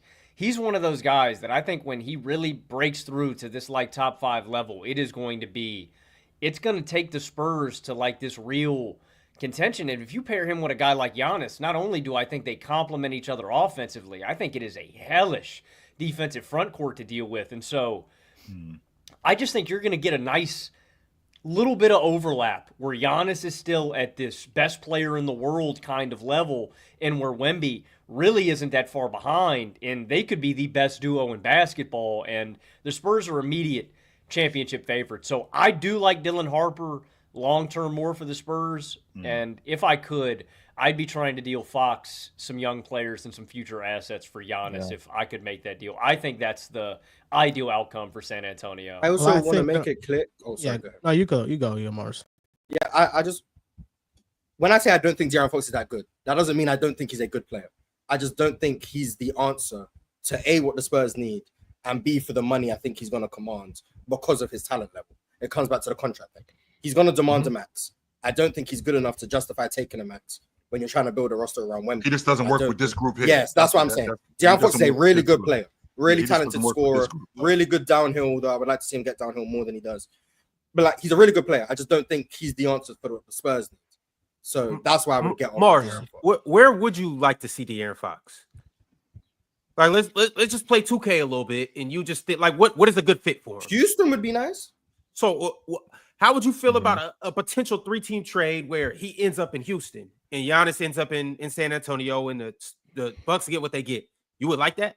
It depends what the Rockets would have to give up, because that sounds like the Rockets would have to give up a lot if the Bucks again. They'd have to give up a lot. No, the Rockets give up some and the Spurs give up some. I mean, they both have tons of assets. They both have. I'd give up some of those Phoenix picks. I give up number 10 this year. Obviously, give up some of those Phoenix picks. Let's say Jalen Green, Jabari Smith, and picks. Oh, that's not giving up that much. Yeah, I would do that. Boy had to tide his turn. I mean, Mars held my feet to the fire going off this Boston Celtic pick, and I have to do that. But I vividly remember less than 2 months ago, but I know what Mars is going to say. You got new information here, because I vividly remember 2 months ago that if I pick up the telephone and I call up the Houston Rockets, I can't ask for Tari, Jabari, Jalen Green, any of them dudes, Sengun. I can't ask for none of them, because none of them dudes are available. That was before I seen them. Yeah, that was before I seen them in the offs. Yeah, we got nothing. Do we have that much new information, Mars, or was it more of the same? New information. Jabari gave me somewhat new information, just in terms of I think he played really well in the playoffs, but the limitations are glaring. Sengun is about what I thought he was this year. Amen Thompson, I think, gave the world a whole lot of new information.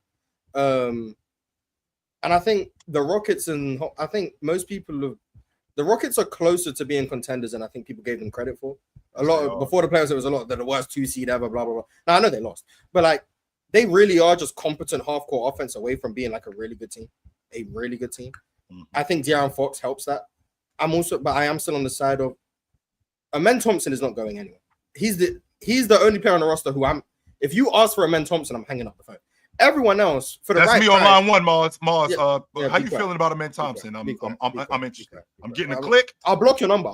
You won't even be able to call me back. Everyone else for the right price, I'd be willing to move. Like if Şengün has to go in a Giannis deal, okay, cool. If Jalen Green has to go in a deal, cool. If Jabari has to go in a deal, even though I like Jabari as a role player, I think he's really valuable. But if he has to go for a deal that makes the team better, that makes sense.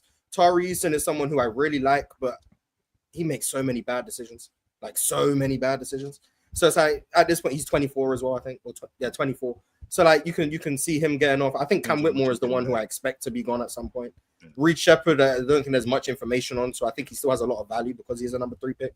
So I'm at the point where, like, other than Amen Thompson, I'm not making calls about making trades, but I would listen to calls. If I'm Houston, I'm not eager. Someone take Jabari off my hands. I'm not doing that.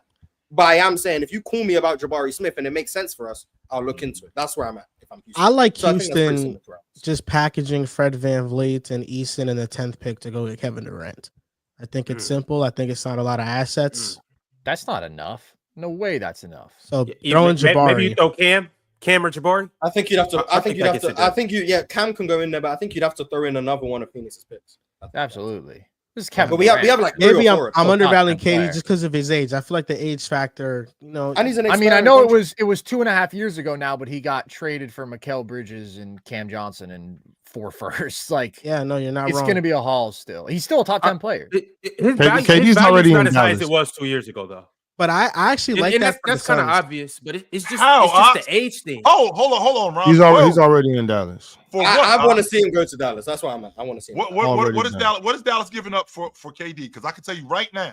That's not happening. It's the pick. They don't need to give. They're not giving up Keith Van Horn 2.0. Yeah, you're not getting Keith Van Horn Jr. You know, they're not. They know, but they might ask for it, but they know they're not getting it. You know what I'm saying? They have to ask for it, but they're not getting it. You know what I'm saying? But what are they getting? What are they getting? Whatever makes the money. PJ Lively. So I don't know. It would have to be. I don't think you're not. I mean, picks. And they're not giving up Flagg. I mean, the Dallas fans would literally riot if they gave. They would. I think Dallas, Carson. But Carson, I think you think that it's gonna cost KD cost more than he does at this point. I don't think that's where I'm at. I think you're over as high as you say. So okay, well, hold on. I want to be clear. I'm not saying that it's gonna be what it was 2.5 years ago. I think that'd be crazy. But do I think that what Joel put out there of Fred VanVleet, Jabari Smith in the 10th pick? No, that's not enough. No, I would throw in. How about? I mean, what if it's Jabari? Fred and the VanVleet, Mavs don't have assets, is the thing, because the Mavs only have Lively, and then they control 1 first-round pick through 2030 after this year. So you're not giving up Lively for KD. I'm not giving up Lively for KD and an expiring deal. I'm not doing that. So Carson, you're the Rockets. I'm the Suns. I'm coming to you with something. I want the 10th overall pick. I want Dylan Brooks. I want Jabari Smith Jr. and I want Reed Shepherd. I'll give you KD. That doesn't work financially. I would say you gotta take Tari Eason too. I mean, I'm taking. Wait, hold on. Who am I playing here? I'm the Suns. You're the Rockets. Oh, if I'm the Rockets, I'm like, yeah, thank you very much. I'll take. Kevin Durant. Reed Shepherd, even though he's an unknown, you're kind of just like you'd move him. I think he'll be good. Maybe I'm just higher on Kevin Durant than the rest of you guys. I think Kevin Durant played at an unbelievably high level. He's an expiring contract. He's old, but he's still playing at that level. He practically controls where he wants to go because KD's expiring. Doesn't need to re-sign where he doesn't. Yeah, maybe if he says I want to go to Dallas, Phoenix are kind of handicapped to be like, no one else is going to trade for KD on an expiring. That's why I think if you're the Suns, you get the leverage. You get the 10th overall pick. You get a starting point guard. You get a young forward. It just makes more sense for them. Like, you know, so I would expect another first. They said they don't want to touch it. So here's the question that I have for you guys, because again, what we're doing is we're putting KD on a squad because KD is portable. We're putting KD on a squad where we got Kyrie Irving coming back, one-on-one player. We got a defensive player in AD, and who are we losing again? We're gonna lose what? PJ Washington, PJ Lively. Okay, we're gonna lose. So we're gonna lose the 5-man, and Gafford's gonna play at the 5, right? Yep. So Gafford's Davis too, so. Okay, so, which is exactly why he didn't want to. Which is exactly but why he Yaba came is to an Dallas. option. He doesn't need to play full-time 5, but he's there. He's Right. He'll be all right. He does not want to play the 5. We've already been over this already with him. He'll get over that shit. Even in Dallas, he played minutes without Lively and Gafford. He played at the 5 in minutes. He can still. He wasn't a full-time 5, but okay. We're not asking him to be a full-time 5. That's what Gafford. Okay. And then who else got to go? Clay or Najee Marshall? Clay's making 15. He has to go. Clay. So Clay's. I would trade PJ, Clay, and Gafford personally, but that's why I would have. PJ, Clay, Gafford. You can't have Lively. You can't have if that gets it done, then that's what I would do. I don't want to give him Lively. If they ask for Lively, I'm perfectly fine giving him Lively. So how do we construct PJ, Clay, Gafford? Go ahead. So Miles, how do we construct this offense now? So we just because I know what you mean. I know exactly what you mean because we did the same thing with KD in Phoenix with Devin Booker. We did the same thing with him with Bradley Beal. Okay, KD's just going to come in. He's going to be a bucket getter. Okay, so how are we going to construct this offense? We're just going to run offense through him. And we're going to give him the ball and get out the way because we tried that in Phoenix. Well, you don't stop there though. Chill. Hold on. I want to know. Well, we don't just stop there. The offseason isn't limited to only Kevin Durant. You know what I'm saying? You don't stop there because Kyrie Irving's not back till January. You know what I'm saying? If we got good fortune, you know, if we're blessed, if we're blessed with good fortune, and Kyrie comes back ready to ball in February, and that's if we're blessed. So with that being said, is there an angle for Anthony Simons? Is there an angle for I'm just throwing out names. I don't know. Is there angles for other guys? I mean, Boston got to come off of Drew Holiday, right? Is that possible? You know what I'm saying? Where else can you go? They can't take on a contract. I think it's going to have to be a value guard. It's going to have to be a value ball handler. I love Simons. Okay, so where do you go? Ty Jerome. I know Ty Jerome if they could. We'll see what his market is, but it might not be great after this series. So I know. You can get Ty Jerome on the cheap. Let me get crazy here. I'm just spitballing an idea because I did this in 2K like a week ago because I just had this idea randomly. But with the Rockets, let's say they create a package to go get Kevin Durant, right? And they get KD. I don't want to go into the specifics. Let's just say they make it work. They go get KD. They use Jalen Green in a sign-in trade with the Clippers to go get James Harden. And the Clippers have Jalen Green, who's a young player, maybe some talent. What's the incentive for the Clippers? Yeah. I think they're buying in Jalen Green's upside. Yes, the incentive for the Clippers is Jalen Green. I'd rather have Harden. And that's crazy. But you still have Kawhi. You can't be banking on upside of Jalen Green when you have Kawhi. That is true. But if you're the Rockets, it's James Harden going back to Houston with KD, with Şengün. That'd be amazing for the Rockets, but I don't think the Clippers would do that. Man, I'm saying maybe if people were as high on Jalen Green as some other people are, maybe. This is coming from the man. Now you're trying to tell me he can get James Harden. I'm hoping. I tried that trade in 2K and I was like, man, this is like the perfect fantasy dream scenario. If the 22 points per game on the second seed actually meant something to me. Joe, the Clippers would take that. They'd rather have Jalen Green right now. We never know. You disappointed? You think the Clippers would rather have Jalen Green than James Harden? Because James Harden, he has a player option, so he can also go wherever he wants. What are you going to make? What if it's Jalen Green in the first round pick?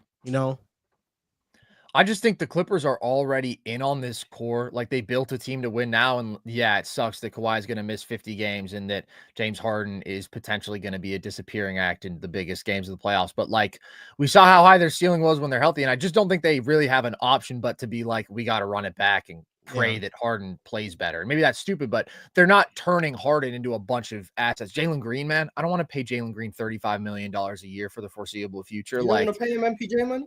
No, I don't. I'd rather not, actually. So I don't see that. No, Logan, he had a thought, and Mars, you had a thought, and when you merge it together, it's exactly how I feel about like the Spurs thing with Giannis. I'm not hell bent. I'm not like, the reason I don't want to make the Giannis trade is not because of Giannis himself. It's just because of what the roster will look like. And in the scenario, I'm assuming you keep Fox. And I just don't like the Fox, Giannis, Wemby fit at all with whatever role players are going to have around that. And that's why I wouldn't make the Giannis trade, because it's like, okay, Fox, Giannis, Wemby with who? Devin Vassell, he's probably in a trade. Penny and Harrison Barnes. Yeah, it's just you just have nothing really around those guys. So I just don't think it would make much sense. Yo, I want to come back to Dallas though, right quick, because we talked about them making trades and whatnot, and nobody brought up Cooper Flagg because he's not being moved. And that's the thing that I'm questioning. Why? Because this is why I'm questioning it. And I know Cooper Flagg is projected to be this all-time talent, and he's supposed to have a 14, 15, 16-year good career. But when you match up the timelines, Cooper Flagg isn't on a winning timeline for Anthony Davis. They're going to make me kick in the door again, man. They're going to make me come in there and kick in the door, bro. I'm not going to lie. If Nico Harrison in 6 months trades Luka Doncic and Cooper Flagg, his life might actually be at risk. No, Carson said it. I'm not even saying that as like there will be a riot in Dallas. I promise you that, Mars. What if they trade him for Giannis? His life may be at risk if he trades Luka and Cooper Flagg in a 6 months. They already treated Luka like he actually died, man. They had like a service for Luka at the arena. For real. They can't do that My again. thing with Cooper Flagg, though, is, and I get it, he's supposed, and you guys are probably higher on Cooper Flagg than I am. Yep. I think he's a good talent. Obviously, he's 17. He's a jack of all trades. He's very good. But we don't know what he is. We do know, however, what Giannis is. And we could throw around some other superstars, too. But Giannis is the perfect one to go to because he's the only one that would make a semblance of sense. And so that's what I'm saying. Like, that's the only one. Okay, he's the only one. He's the only one you name. He's the only one Nico could trade him for and not die. And we can just keep it a Giannis thing. If I'm Dallas, I am strongly considering creating one of the best front courts that the NBA has ever seen. I'm strongly considering that. Just because, or Giannis can play the 5. Giannis, run the 5, Giannis. We'll call you the 5 so AD can play back. You just have to tell AD he's playing power forward and have another big guy out there, and he'll be happy. But I'm just like, an 18-year-old. How does an 18-year-old? And I'm even trying to think. You have AD, who anything can happen with him. You have Kyrie, who something just happened to him. How does Cooper Flagg as a third option help them? Does that mean that you want to go more all in on this window, though? If you're talking about if we get KD, guys. Say that one more time, question. Yeah, I was just going to say, like, if you're talking about, I don't know what we're getting from Kyrie, I don't know what we're getting from AD, does that make you want to go more all in on this window and say, forget the future even more than they already have? Or do you want to have the insurance of, okay, we have Cooper Flagg for if we don't mess this up again the next 15 years? I mean, you could just ride it out and see how it goes. My thing is, like, based on the moves that Nico made, and I guess 2 wrongs doesn't make a right, or one wrong and another dumbass wrong doesn't make a right. But my thing is, you got off of Luka, you went all in for right now. That's what you said. It's a 2 to 3 year window. Yes, sir. Cooper Flagg doesn't fit that 2 to 3 year window. Because he fits the future, Ron. I think Coop can contribute to helping the Dallas Mavericks win from day one. Now he's not going to be rookie Magic Johnson. Like, I'm not saying that, but like he can help. Like defensively, he's going to provide a lot of utility, switchability. He can also help side rim protect. He's really good in transition. He can play off of the ball. He's not going to command touches away from Kyrie and them. The shooting is something that I'm higher on now than I was a year ago. So like he can like he's going to help the team. I think from day one. And then he's going to, as he continues to grow, and then maybe Kyrie starts to regress and AD starts to regress. I'm not saying he's going to take the reins from them in year 3. Like, I don't know what it's going to look like. But you have the assurance of, okay, once these guys fade, we're in 2028, 2029. Oh, look, we have this all-star, all-NBA caliber guy who's 21 on our roster who we can now build going forward with. I just think trading Cooper Flagg, the only exception would be possibly if you went to go, if Giannis was doable. Everyone else, I would say that's a bad idea. Everyone. I still wouldn't do it. I wouldn't even do it for Giannis. I'm just saying everyone. That's the only one that makes. And Ron, that's not even going. That's not even going all in. Really, what's going all in is trading Coop for Giannis, and then still trading pieces for Kevin Durant. You know what I'm saying? Build a real super team. Hey, Alex, what Lil Wayne do? I don't even know if that team's legal financially. I think they have 4 NBA players at that point. I think they're playing 4 on. Yeah, Your team's gonna Can't be pay on anybody Kyrie. else. Hey, Brandon Williams, come Max on. Christie, KD, AD, and Giannis. Yeah. You know, yeah, that I would love be- to. I Hey, go love get to. the Nassus. Let's run it. There's a lot of coincidences with the NBA draft lottery. The Yeah, Mavericks getting it was one of the biggest coincidences ever. You know, you could argue rigged, whatever. I think if I'm not going with that thought process, and it's just a totally fair process, Nico Harrison just received the biggest blessing ever. It was the 100%. biggest cop out from one of the worst trades GM has ever made in NBA history, and you don't pivot from that. You take Cooper Flagg, you keep moving forward, and I actually like the idea of him contributing to a team day one that can win, that has playoff aspirations, and also that gets him to play the right way in a role. Because if he went to any other team, he's the guy, he gets all the touches, and that might be beneficial for his box score numbers overall. But I think this is going to help him grow into more facets of his game and really just identify what he could be. I think the biggest hurdle with the Giannis trade is just the financials. The Mavericks have AD making $54 million, then Kyrie making $44 million. The next player that makes the most money on the team is Klay Thompson at $16 million. So in order to trade for Giannis, this is just to make the financials work before even talking about picks. They would have to trade Klay Thompson, Daniel Gafford, PJ Washington. Those are their 3 biggest contracts. If you're the Bucks, hey, I want your young players too. So they'd have to also trade Derek Lively and Jaden Hardy and the first overall pick. For the Bucks, that's awesome. For the Mavericks, you're left with Giannis, AD, Kyrie, 3 players, by the way, that you can't rely fully on their health because Giannis has missed playoffs in the last 3 years, 2 of the last 3 years because of his health. Kyrie Irving's coming off an ACL injury, and AD, he just got hurt. But it's those 3, Caleb Martin, Najee Marshall, Max Christie, then Dwight Powell, Omax, and Brandon Williams. I mean, there's no depth on this roster whatsoever. And if you're the Mavericks, I don't think it's worth trading for Giannis. I don't think it's worth trading for KD. You have Cooper Flagg, Kyrie, AD, and like the best depth in the NBA.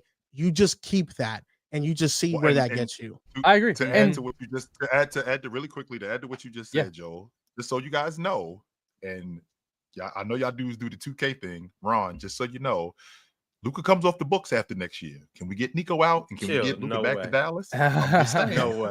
If they did that would be crazy. And remember, this is a 3-year window that we got going on here. Luka comes off the books next year in Los Angeles, right? So with Luka coming off the books after next year, if this thing doesn't work and it hasn't been working, so this time next summer, when Luka's got a player option, when Luka's got a player option, can we say, is it realistic? Is it ridiculous to think that Luka could go back to Dallas? Could you imagine if that was the plan? Like they just sneakily had a deal with Luka, like, hey, we're gonna trade you to the Lakers. They didn't. And then They don't have any plan. you. Everybody's giving Nico too much credit for being the luckiest dude to ever live. Right. The final component of why shout I out to wouldn't Go trade Nico, Flagg. man. Hey, when I Shout grow out up, I to want to be like Nico. Oof, amen to that. Good job, Nico. Joel made one more good point about the money factor. Like, how many times this episode have we talked about how important value contracts are in today's NBA? Cooper Flagg is on a rookie deal. It's a number 1 pick deal. He's going to be a top 50 player as a rookie. True. He's probably going to be an all-star in year 2, and you're getting him for a fraction of his actual worth. That's super valuable. And like Mars said, like, maybe. I mean, he's special, man. I gotta ask you, why not? Why not be a little optimistic? I respect the optimism. I respect. Is Cooper bust proof? Yes. I would say his floor I see no possible way in which Cooper Flagg isn't a contributor. His floor is an all-star player. His floor I don't is agree with that. high. I don't agree with that. I don't agree his floor is an all-star.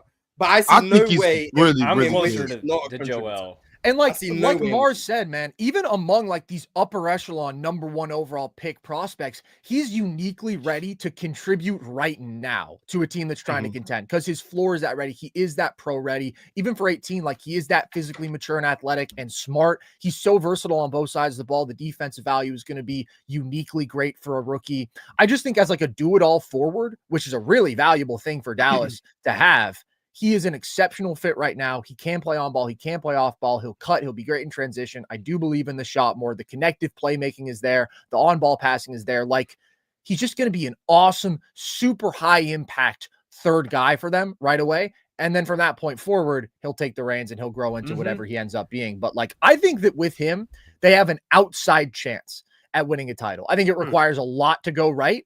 I don't think that possibility existed for them before they got Cooper Flagg by a miracle. Yeah, I only thing I wanted to add was one, I think Flagg's ascendance could also be extremely rapid. I think that plays into, like, I think year 2 or 3, you could be looking at one of the top players in basketball. I think it could be quicker than we expect. Like, he's such a stud. But more importantly, like we've been talking about, Nico Harrison and the Mavericks were stranded and drowning in the ocean, and they have been thrown a life jacket in the form of Cooper Flagg. And it's ironic. We talked about this a lot on Nerd Sesh with the situation that the Lakers were in prior to the Luka trade. The fact that post LeBron with Anthony Davis, the Lakers were fucked. I mean, there's no way around it. Like, they have no future.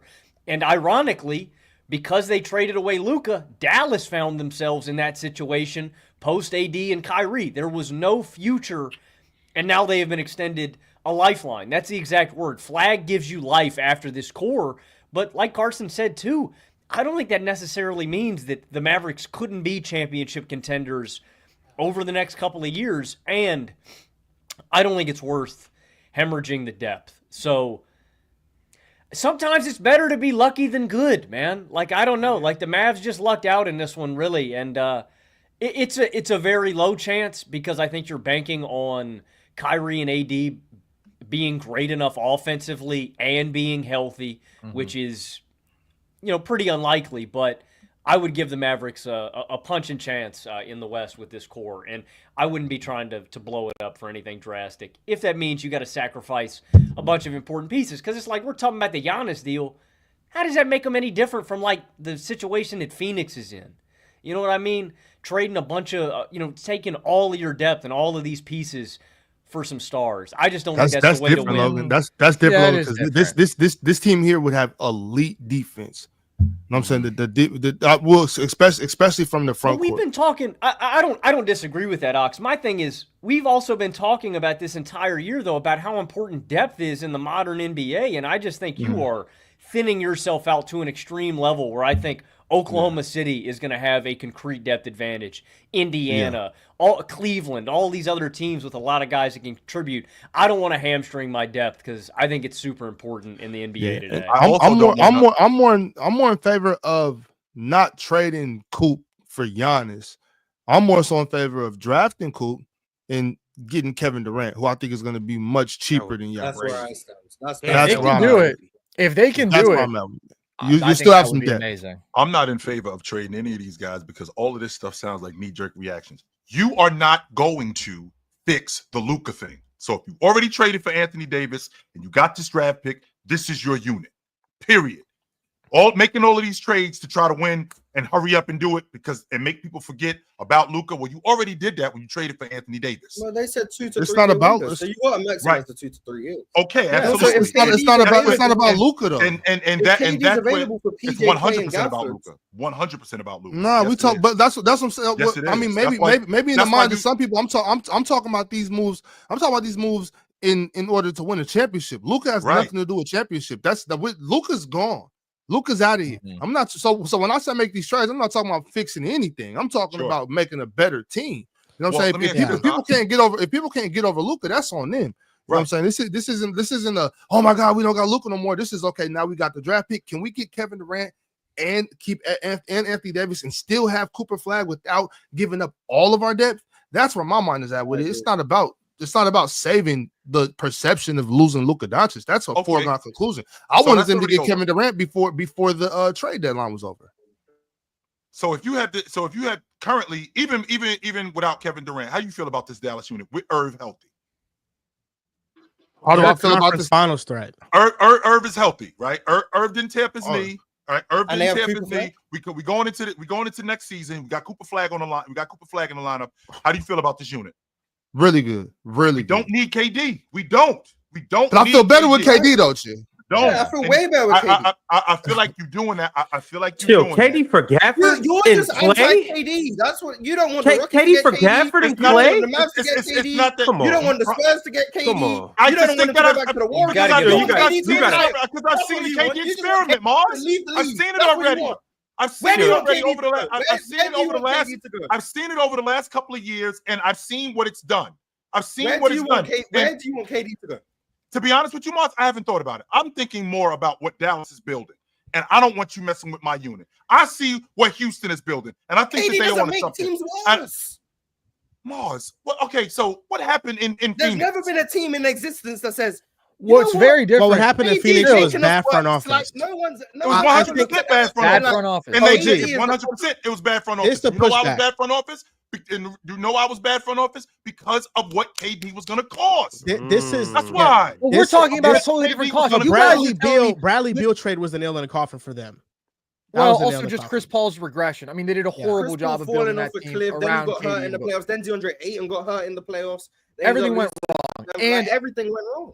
And they traded Mikal Bridges, Cam Johnson, and 4 firsts. Now, the packages that I'm hearing, like KD. most of you guys seem to think are reasonable, are like we're talking about Clay, Gafford, PJ, and like a pick swap. Like, are you kidding me? For Kevin Durant? Yeah, chill. That's a totally different ballgame. But- You're not mortgaging you your gotta future do at that. all. I You're will just getting say, Kevin Durant. KD is getting paid the same amount as Giannis per year. So all the financial stuff that you'd have to go get Giannis, but it'd be the same for KD. So I mean, you're right. Clay, PJ, Gafford, you don't think about it, but then Lively gets thrown in there, and then the front court depth kind of gets shot for Dallas, and I think that matters for them. Yep. You know, I'm not you trading don't. Lively and Gafford. You get one or the other. No, I think No, you'd you have to give up. to I make the think you'd have to financials give it work, up, you yeah. got to do it. Yeah. I Both don't of think them? they get both of them. I'm not getting. Hell, It's not worth it to me. Lively, PJ, Clay in a draft pick, that should get it done. Lively, you have a starting center. Gafford has to be in it. Oh, it would have to be financially. Gafford has to be in it Gafford because of the money. That's why I'm not Right. giving up Yeah. Lively. Is it- I'm is not it giving Clay up getting- Lively. Gafford wants it to Clay pay getting like enough a legit money? 5 man. Clay No, and Clay's PJ making- both Clay's- get enough Clay's money. making 16. Clay's at I think 16 PJ's making mil. like 14. KD's If you add making Gafford to 52 that, I think million. you have just about enough to make it work. Yeah, KD's making So 52 million. Clay, PJ, and Gafford. That gets it done. That's why I'm off. That's why I'm Clay, off. PJ, and Gafford gets you close. That gets you at like 40 million. But then you'd have to add like You still got Najee Marshall. Caleb Martin in Najee there, not maybe Caleb Najee. Martin. Yeah. With No, Caleb Yeah, Martin, Najee not going nowhere. I was about to Najee say, not going Najee nowhere. Najee gotta safe. stay and start at the 2. Has to. Najee safe. yeah. No, Matt's I would Cousins really is try fine. to keep Najee. The thing You is, guys think the Suns would do that without Lively being in the deal? so you did the trade I on think they Fanspo, want Lively for Carson? sure. I just did it on the wouldn't wanna- ESPN trade machine, and it Okay. works if you do Clay, PJ, Gafford, and Caleb Martin financially for KD. That works. Okay. That's what you're getting. That's what you're getting. That And then works. What whatever about picks picks? we have. Yeah, whatever pick swaps we have. That's So is the incentive for the Suns just Phoenix to, said they don't want picks because they don't want to tank. So like Phoenix will move them picks themselves. But Yeah, for the you're Suns, also banking on Phoenix's stupidity. for the Suns, you don't Like, get you any also picks back that are your own, so it It's doesn't just really Suns make are depth something or- else, Hey, bro. The Suns also, I'm just listening to the reports because I'm very well versed in what's going on in Houston land. The Suns have said they don't want their own picks back because they don't think they're tanking. So like they don't care about having their own picks. Yeah, that's So they don't. Hey, that man got Don't so forget- much I mean, confidence y'all over got to remember how Phoenix is feeling also too, because Phoenix is thinking about what are they going to get back from Detroit for Devin Booker. So like they're They looking said Devin at- Booker's Apparently, not they don't going want nowhere. to trade. Yeah, they said Devin Booker's not going If nowhere. I'm Phoenix, I'm trying my hardest to get KD to go to Houston and try to get my picks back. 100%, That's dude. I'm what getting I'm those doing. picks Or, back. Yeah. I'm- both, and I'm getting all my picks. Exactly, Back. Like I don't know, exactly. man. That's just crazy. to Now, me. OG, I agree with you with the reasoning Yes, where, Mars. like, I think what the Mavericks are building is good, and I like the depth overall. I don't think this team, if fully healthy, is far off from contention, even with the rookie Cooper Flagg. I think he really got plopped into a really good situation. If the Mavericks never got hurt, this could have been a top 6 seed in the West. Like, that's how good Kyrie and AD in that combo would have been. But Kyrie tore his ACL. Anthony Davis got injured his first game with the team, so that didn't happen. But I'm looking at the Mavericks with Lively and Gafford and AD and Cooper Flagg and PJ Washington and Najee Marshall. They have like 5 to 6 wings that are really good, but it's kind of an excess. And I think the odd man out is either Najee, is either PJ, or it's Gafford. I think PJ is the most expendable one because he's more of a 4, not a 3. And you look at their guards right now with Clay and Max Christie and Brandon Williams, because I'm assuming Kyrie's going to be out for a duration of the season. Yep. I think they should go out and maybe trade for somebody like Lonzo Ball, like even take a risk if he's there, like just defender, or just trade for Malik Monk, who's making $19 million in Sacramento, who I think is on a good value deal.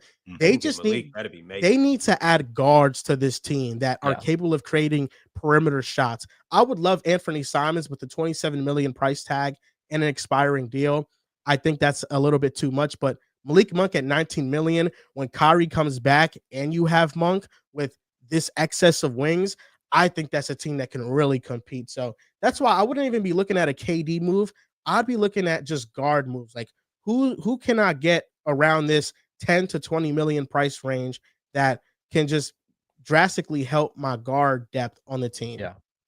I like that a lot. I like that Malik idea a lot because they need more guard creation. Absolutely. Especially in Kyrie's absence. But like even when he's back, that's the one thing you look at with this team and you wonder about. So I think that's a good idea.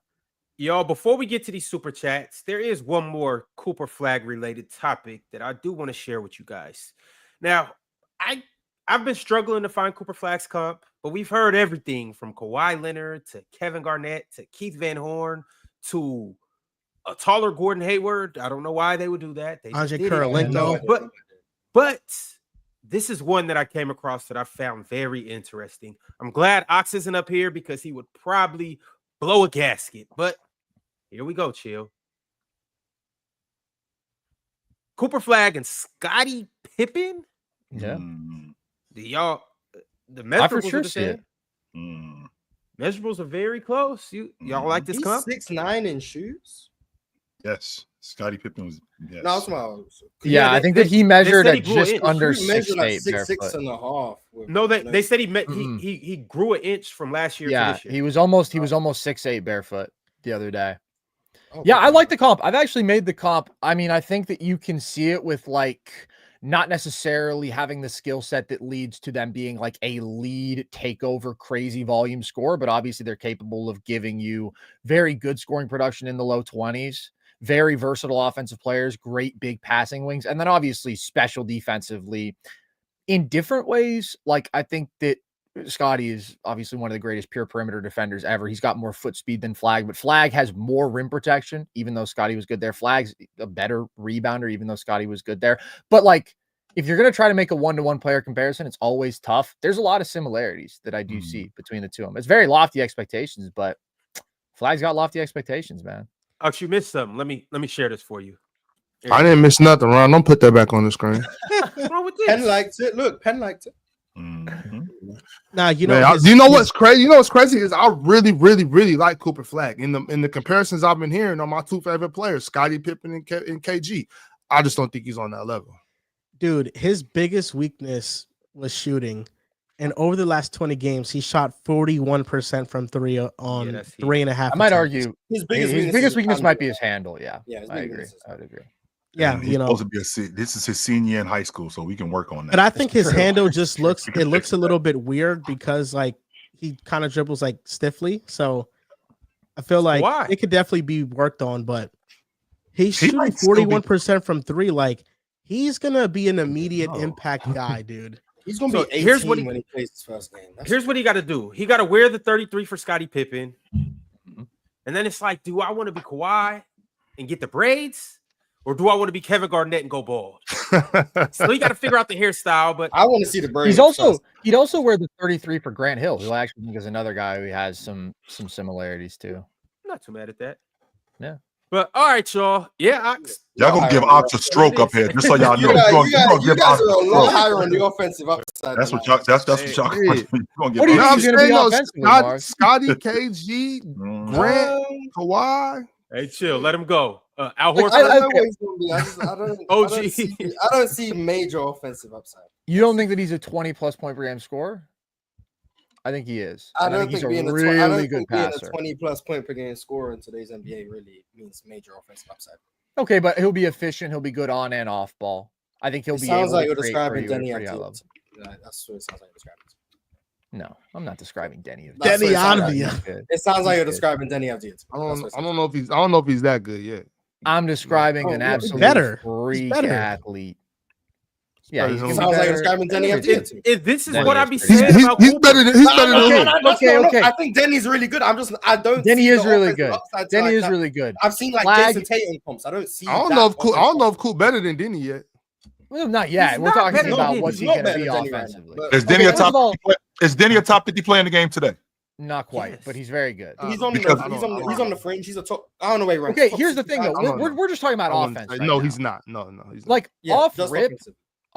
I don't think it's. I mean, I think that if Flagg is giving you like Denny-esque production and value, and obviously they're slightly different, like that would be really good. I think he can grow into more than that. Do I think he'll ever be a Tatum 27, 28 point per game scorer? No. I think he'll give you 22, 23, 24 points per game with really good passing, elite rebounding, and obviously the main selling point here is we're talking about a guy who's going to be an all-world defender.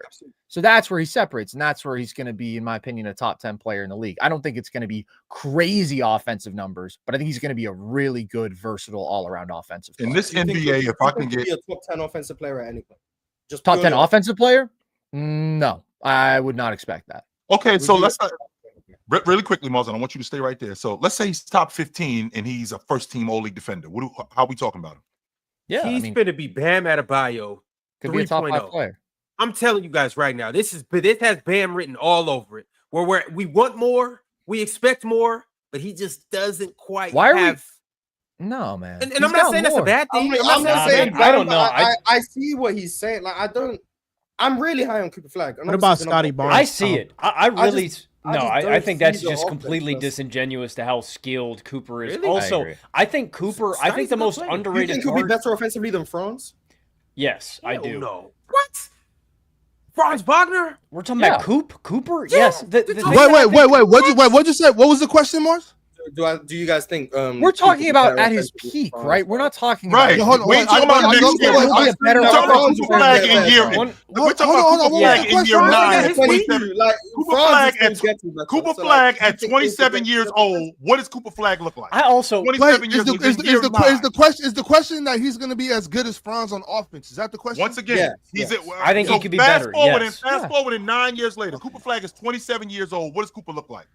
I think Cooper could be a really special off-ball scorer too. That's one of agree. my favorite things about him is it's like we're talking about this on-ball creation. And one, I'm higher even than Carson is on his on-ball creation. I think he could be a 25-point-per-game scorer. I think he could be something comparable to Tatum as an off-the-dribble shot maker and as a playmaker. But that's the real appeal to me is how he just connects everything. That's why I am confident that when he steps into Dallas, like Cooper is a guy elite defensively, but he's got the brain. He has phenomenal instincts and basketball feel and how he moves within the flow of the offense. I think this is a guy that is going to be even better as an off-ball scorer, where he's coming off of screens in the mid-range and in the perimeter, where he could be a high-level roll man and a pick and popper. Like, I just think we're kind of underselling how good he could be offensively. What you just said, Carl. How many rebounds am I getting from him? Probably 8 to 10. Yeah. So if I'm getting that sounds like a first team All NBA performer. That's what it sounds like to me. It sounds like a first team on elite defense. Yeah, exactly. That's like a first team. So I think he'll be an All NBA guy. Also, do you guys think he can be as good offensively as Zion? No. I mean, Zion's one of a kind. But like, again, we're talking about his secondary value here. Like, I think if he's as good offensively as he is defensively or close to it, that would be a huge success. I think he's going to be a top 10 player because it's going to be special two-way. It's going to be special versatility. And like Logan said, like that's a huge part of the selling point here. Will he be better as an on-ball scorer than Franz Wagner, the almighty Franz Wagner, who everybody is apparently in love with? I don't know. Franz also can't knock down a three off the catch. Can't knock down a three off the catch. Boy, Still. you get to that Can Cooper Flagg be a better offensive player than? In year 1, he could as a rookie. Can Cooper then be he a fell better the hell off. offensive player than Paolo? I think so. Yes. What? Yes. Yeah, I think so. Yes. Are you guys I wouldn't expect being it. serious? Yeah, I I would just take. say Did I y'all would see probably- what Paolo just did to the Celtics? I would I probably think take Paolo, but I wouldn't Yeah, be I agree. surprised. I don't think it's impossible because the thing with Flagg is like I do have a lot more confidence in the off-ball stuff, the versatility. Although I think Paolo's a very gifted passer, I do trust Flagg more there. I think Paolo's going to be better offensively than Flagg. I want to be clear. But if you're saying, is it possible for him to be better than Paolo, Flagg? I think it's possible. But I mean, Paolo does have just a level of shot making and just the size and strength is so crazy yeah, I think he will be better offensively than Flagg, but not a better all-around player at their best. Yeah, I'm just excited to see because I don't, I'm obviously not as high as you guys, If but Coop turns it's into so what much you guys hype think he that I can be gotta see offensive, it. that would be very intriguing. Yeah, Because I think he's great. I'm just not as high on the offensive stuff. But if he turns into this, then Can he be as good as Pascal Siakam offensively? Is that like what I'd project him to be? I can Probably see it around being there. something I'd like hope that. so. No, I think it's better than that. I think he's better than that. But I can see it being eerily like Pascal though. So if He you gets- got he if you gets to get his spots, Pascal He can offense get and you get downhill. elite defense, I think it's worth So it. what? You get 2019 Pascal. Yeah, 2019. That's not his peak. That's not his peak. No, I'm saying that's the defense. Great defense. And then you Oh get yeah, 20 yeah. Pascal Siakam's defense is the same. Like as if what you we're get expecting that, you get a from Flagg. consistent All NBA player in Cooper Flagg. Yes. Yeah. Okay. I want to be clear with the Paolo offense specifically. I think it's pretty unlikely that Flagg would be better, but there are just certain things that I trust more with him in terms of an offensive floor, and there are things that I think Paolo has to get figured out. But Paolo has so much offensive. As a connective ability. piece, I probably like Flagg a little more though. Paolo, I probably like as a number Will one. he be better than Cade offensively? Cade? Yeah. No. No, I don't think so. could see Flagg being a better scorer, like getting easier offense than Cade, but I think overall impact, no. Will he be the best offensive player in the draft class? I think Dylan Harper is probably. Might be Dylan Harper. I like Dylan And also Harper as a Boy, scorer, you somebody can't we ain't sleep talking on about Trey either. Johnson. He might be somebody it might be somebody we ain't talking about right now. All right, y'all. Well, I know one thing that He's we're gonna not be Con talking Knippel about. when he gets drafted to Houston. That's what's going on. Yeah, is these super chats. But before I get into these super chats, you guys already know the drill. Like the video, become a member, subscribe, and turn on your notification bells. Also, big shout out to all of our Hall of Famers. You guys know the faces and you know the names, but just in case you don't, shout out to Multi Kenny, shout out to Vale, shout out to Teddy Hart, shout out to Cheese, Minor, Jason Grills, and Worldwide Mace TV. All right, y'all. Teddy Hart, Hall of Famer, sent through a super chat, and he said, even with the extra revenue teams earn from deep playoff runs, is it possible to have such a large playoff payroll, i.e. Boston, pending $500 million, that you are not profitable regardless of team success? That's why they blowing up the unit.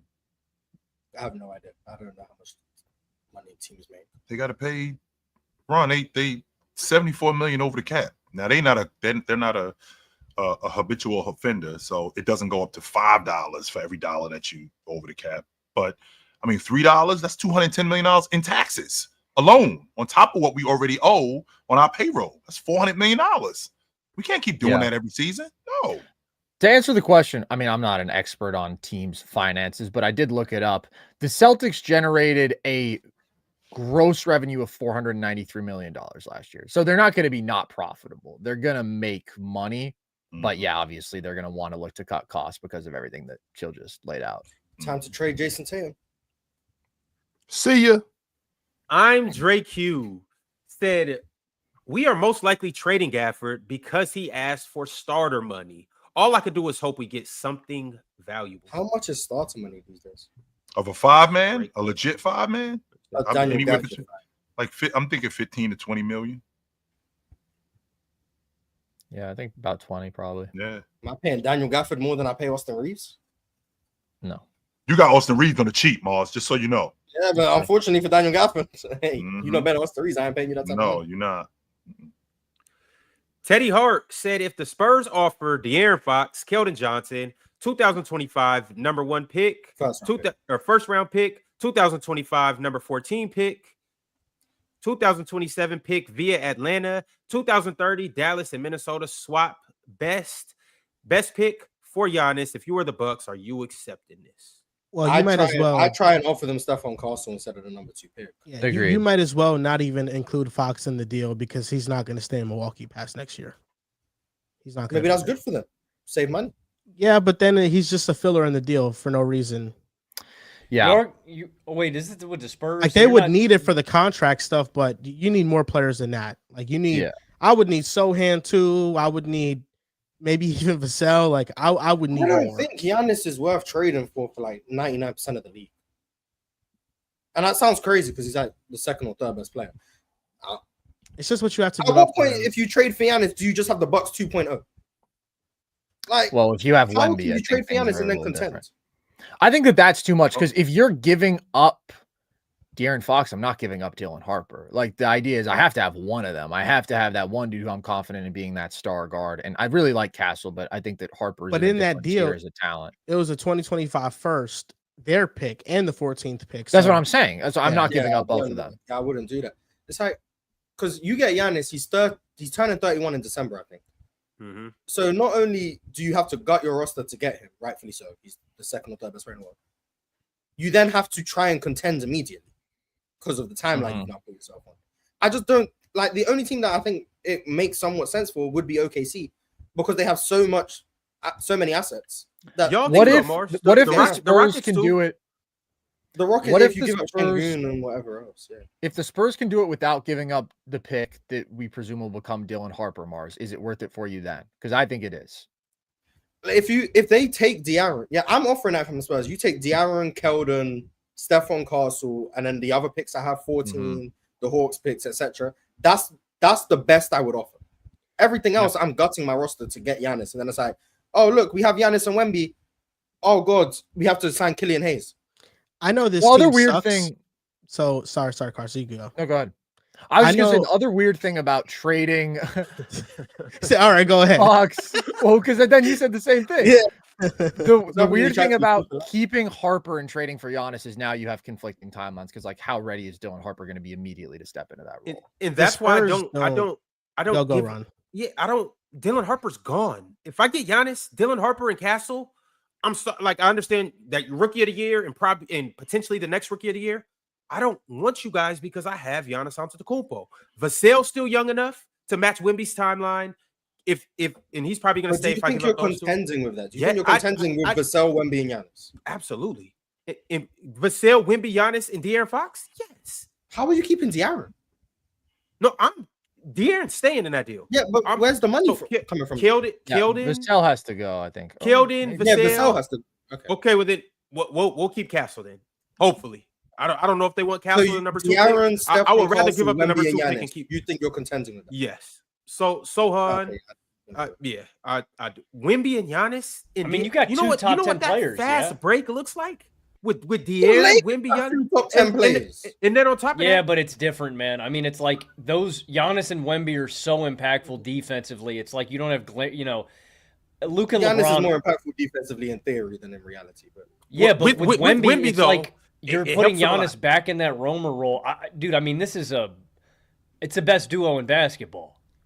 So I'm looking at I vividly remember when Dame and Giannis partnered up. They said that was the best duo. It should have been. It was always better in theory. This is way different. That's what they said. This is way different. We was like, the Dame Giannis pick and roll. You're going to have Dame. You can't play drop on Dame, but then you can't put 2 on the ball because Giannis in the short roll. And then I watched it for 2 years. And okay, so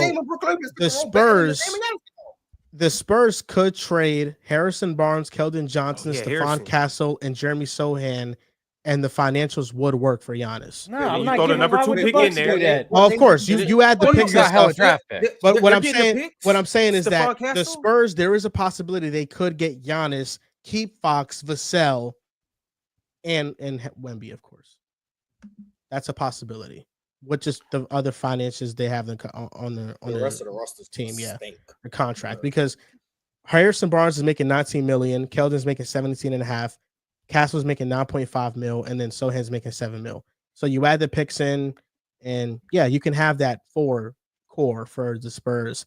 I feel like this team sucked last year or this past season, so I know it doesn't make much sense for them, but I think when healthy, you can maybe talk yourself into it. The Pelicans own the Bucks draft picks. The Pelicans have an asset in Zion that is disgruntled there. The Bucks take a swing on Zion and his upside. You include DeJounte in the deal just to make the financials work. You give them the 7th overall pick with the Bucks, all their picks back. Giannis with Trey Murphy and Herb Jones. Banishing Giannis to New Orleans? I mean, I'm just saying. I think that would make sense. Don't Portland own some of the Bucks picks, right? They own, I think, like one swap. Yeah, but I mean, Giannis is going to have say in where he goes. He's not going for to sure. New Orleans. But the Pelicans, I know they sucked last year and stuff, but I mean, Trey Murphy with CJ and with Herb Jones and with Misi, I don't really think that's bad. And I think they have some bench pieces too that Jordan they have Hawkins. depth. 45 wins, first round exit. Yeah. So Yeah, the I Bucks mean, good 2.0. defense. They were close to 50 wins before BI and Zion got He's hurt. not Yeah, trying to go to the Zion Bucks 2.0, Wherever Giannis Mars. goes, He's trying to it's feeling upgrade. really like the Milwaukee Bucks 2.0. That's where it feels like to me. So that's why he's staying in Milwaukee. But all right, y'all, we got more super chats from the Baller Shot Caller 1999. He said Rick Carlisle always killed it on In Living Color. Bro, I've Right, been Chill? saying this. He is Jim Carrey's spitting image, man. They are twins. Fire Marshal Bill. NV said Knicks and Pacers Eastern Conference Finals. I guess we aren't done with the 90s. Right, Chill? Nope. Well, it we're happened not. in 2000, right? So Yep.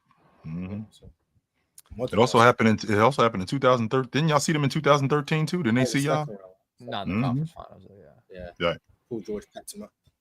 Huncho, aka, we'll just call him Huncho today. He said, Mhm. question for Nerd Sesh. Someone on the panel said Joakim Noah could shoot the long ball. Thoughts? And what do you think of Rudy's finishing in his hands? So he's Yeah, talking I'm not- about me. So be clear. So he's talking about me That Joakim because Noah Yeah. statement was crazy. Yeah. And I was- Chill, I was- yeah. can I ask why you Yeah. said it? I got confused because I did see him shoot the ball and I thought that he shot at the long ball line. I got confused, but that was my fault. 100%. No It's doubt okay, because about I it. was going to say, there's Yeah, not much to he's say not- about that one. Yeah. I was Rudy's confused finishing in about hands. that. Mhm. I mean, they're pretty bad, man. I think his hands are some of the worst among starting centers. Somebody in lying to me, basketball. boy. That's all I know. Somebody lying to me, but okay. About what? 50 Mike said if Giannis goes to the Cavs, 3-team trade, add Pales for the Bucks to get 3 picks back. Hmm. What did the Pels get back? Maybe Garland, I guess. Garland's and Zion would be nice, but I don't know if That'd be Zion's. Zion might be Mhm. going to the Bucks in that deal. No, then Garland's and what vibes? Trey Murphy. Vibes. Okay. Hmm. Cowboy Bob said, why trade Giannis? This NBA don't hold players they draft. So gone are the days of being loyal through growing pains. Go New York, go. Ain't no such thing as loyalty. They'll ship your ass out when you ain't doing Who's your on the job. Knicks right now that got drafted to the Knicks? None of Just these what, right? dudes. None of them. Mitchell Robinson. Oh, yeah, Mitchell Robinson. Deuce was 7 drafted by years. the That's Knicks, right. yeah. He's been there 7 years. The Baller Shot Caller 1999 said, do y'all think the cat is going to struggle against the Pacers with his big ass feet? He Yes. do got some Yeah, clown I do. feet. Yes. Absolutely not. You can't even keep a straight face. Pappy sent through a super chat and said, Halliburton looking like Halle Berry in the 90s. So damn good. Mhm. Yeah, he doesn't look like the most overrated player in the NBA. He does not. OG Team said Hallie's primary defenders, Gary Trent Jr., AJ Green, Damian Lillard, 1 Foot Garland, Max Strus, Sam Merrill, ... Brunson's defenders, Asor Thompson, Derek White, Drew Holiday. There's levels to this. Fair enough. Fair enough. I think Brunson's better. Yeah. I think Brunson's do better too. than him, too. I would I do also say against those defenses, the Pacers have produced a top 2 playoff offense, and the Knicks are 11th of 16 teams in playoff offense. So the results have been different as well. But I do think Brunson's better than Are Howard. 2 of those teams below them, Houston and Orlando? Eat it, Joe. Yeah. Eat it, Joe. This guy Carson, man. I know, bro. I Eat know. it, Joe. Trayvon Ray became a YouTube member. Shout out to Trayvon. And the Baller Shot Caller sent through yet another super chat. He said, Ox, New York is walking into the same situation as last year. Tibbs playing them boys to the ground and the Pacers running the floor. Yep. Not this time. Joe, you know your crew played the whole third quarter. Yeah, that was something I wanted to ask, but I wasn't here when you guys were talking about Pacers Knicks. Are we not concerned that the Pacers run more than everyone and the Knicks play less people than everyone? Yes. Like, are they not just going to get gassed out? Is that not like a major possibility? Not And this on time, top no. of Absolutely. No, it's a major possibility. And Carson, I'd like to. Can we change the word possibility to probability? Can Yes, we do that? you're right. How about You're that? right. It's a certain probable that that's percentage gonna happen. probability that it can happen. It can't. And it's very high. It turns out that it's very high. Mhm. Well, that's my biggest concern for a Pacers Knicks series. Just Yeah, the Knicks just I have don't know. Iron Man. Like either way you slice it. Mikal- like, I think they have 3 people playing over 40 minutes per game in the playoffs. They had Mikal 3 Obi- of the top 5 guys in the league in minutes on their crew and they starters. It's tough to keep up with when you got the Pacers. Hey, listen, OG was injury prone before he got here, and then he had his most durable season, played the most minutes ever. I don't want to jinx. I mean, get hurt. Tibbs is training his body to sustain this. Shout out to Tibbs is a couple steps ahead of all of us. Shout out to Tibbs. All right, Cowboy Bob said, "Who said that?" ? Knicks need to beat Boston first. Also, can we understand that the Knicks defense versus the Pacers offense is good for the league? Go New York, go. First of all, the Knicks are beating the Celtics. So Tonight. Let's get to the bottom of that. This I think the series is over. And the physicality is definitely making the game better, especially this kind of game. Yes, I'm not going to argue that. Mad Max Sports Talk said, Chill saying D. Mitch made up for the missed free throws is the worst take of all time. Yeah, I just disagree with that. I don't think it's the worst take of all time. But I definitely disagree. Thanks for the super chat, brother. We appreciate it.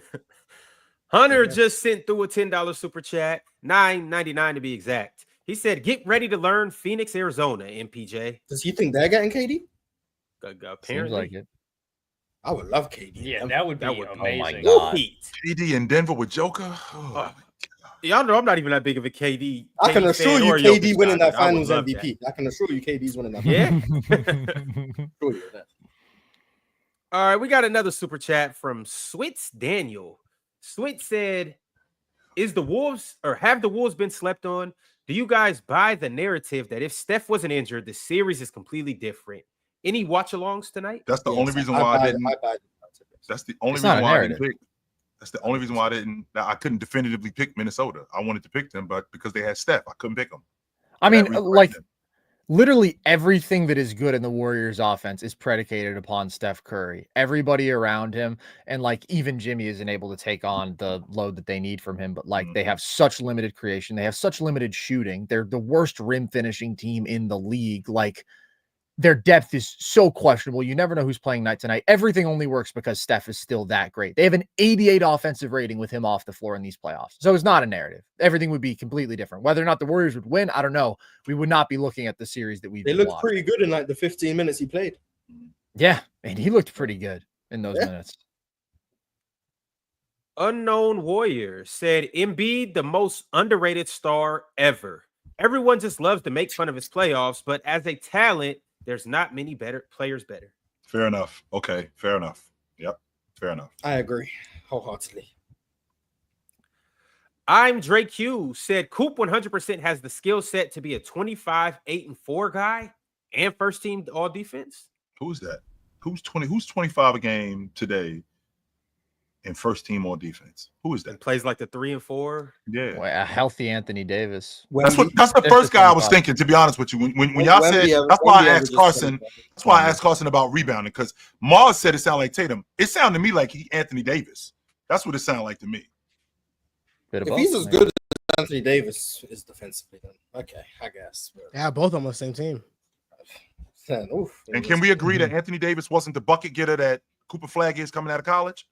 Oh, for sure. Yeah. Coming out of college. Davis in college couldn't score to save his life. It was right. Nothing but a hook shot. And that hook shot was missing more than it was going in. But shout out to Anthony Davis. All right, y'all. J-Rock said, "I'm not going to lie. I think Coop going to be like Ben Simmons, but he actually cares about being better. I also don't see him being a number one on a championship team." Cooper Flagg ain't scared. Ben Simmons was always scared when he got to the league, man. I'm good. Yeah, I mean the shooting is also just such a massive difference. Like that really ruined Ben Simmons' career. The fact that he could never develop any sort of capable over the top shot making. Listen, are you serious right now with this, Ron? So imagine Draymond averaging 20 a game. What Draymond look like?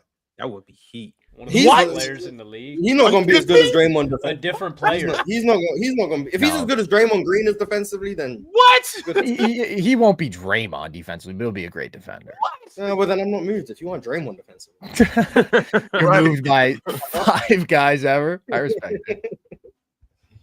All right, Styles Blackman just sent through a members chat and said, "I don't know what y'all smoke." Smoking?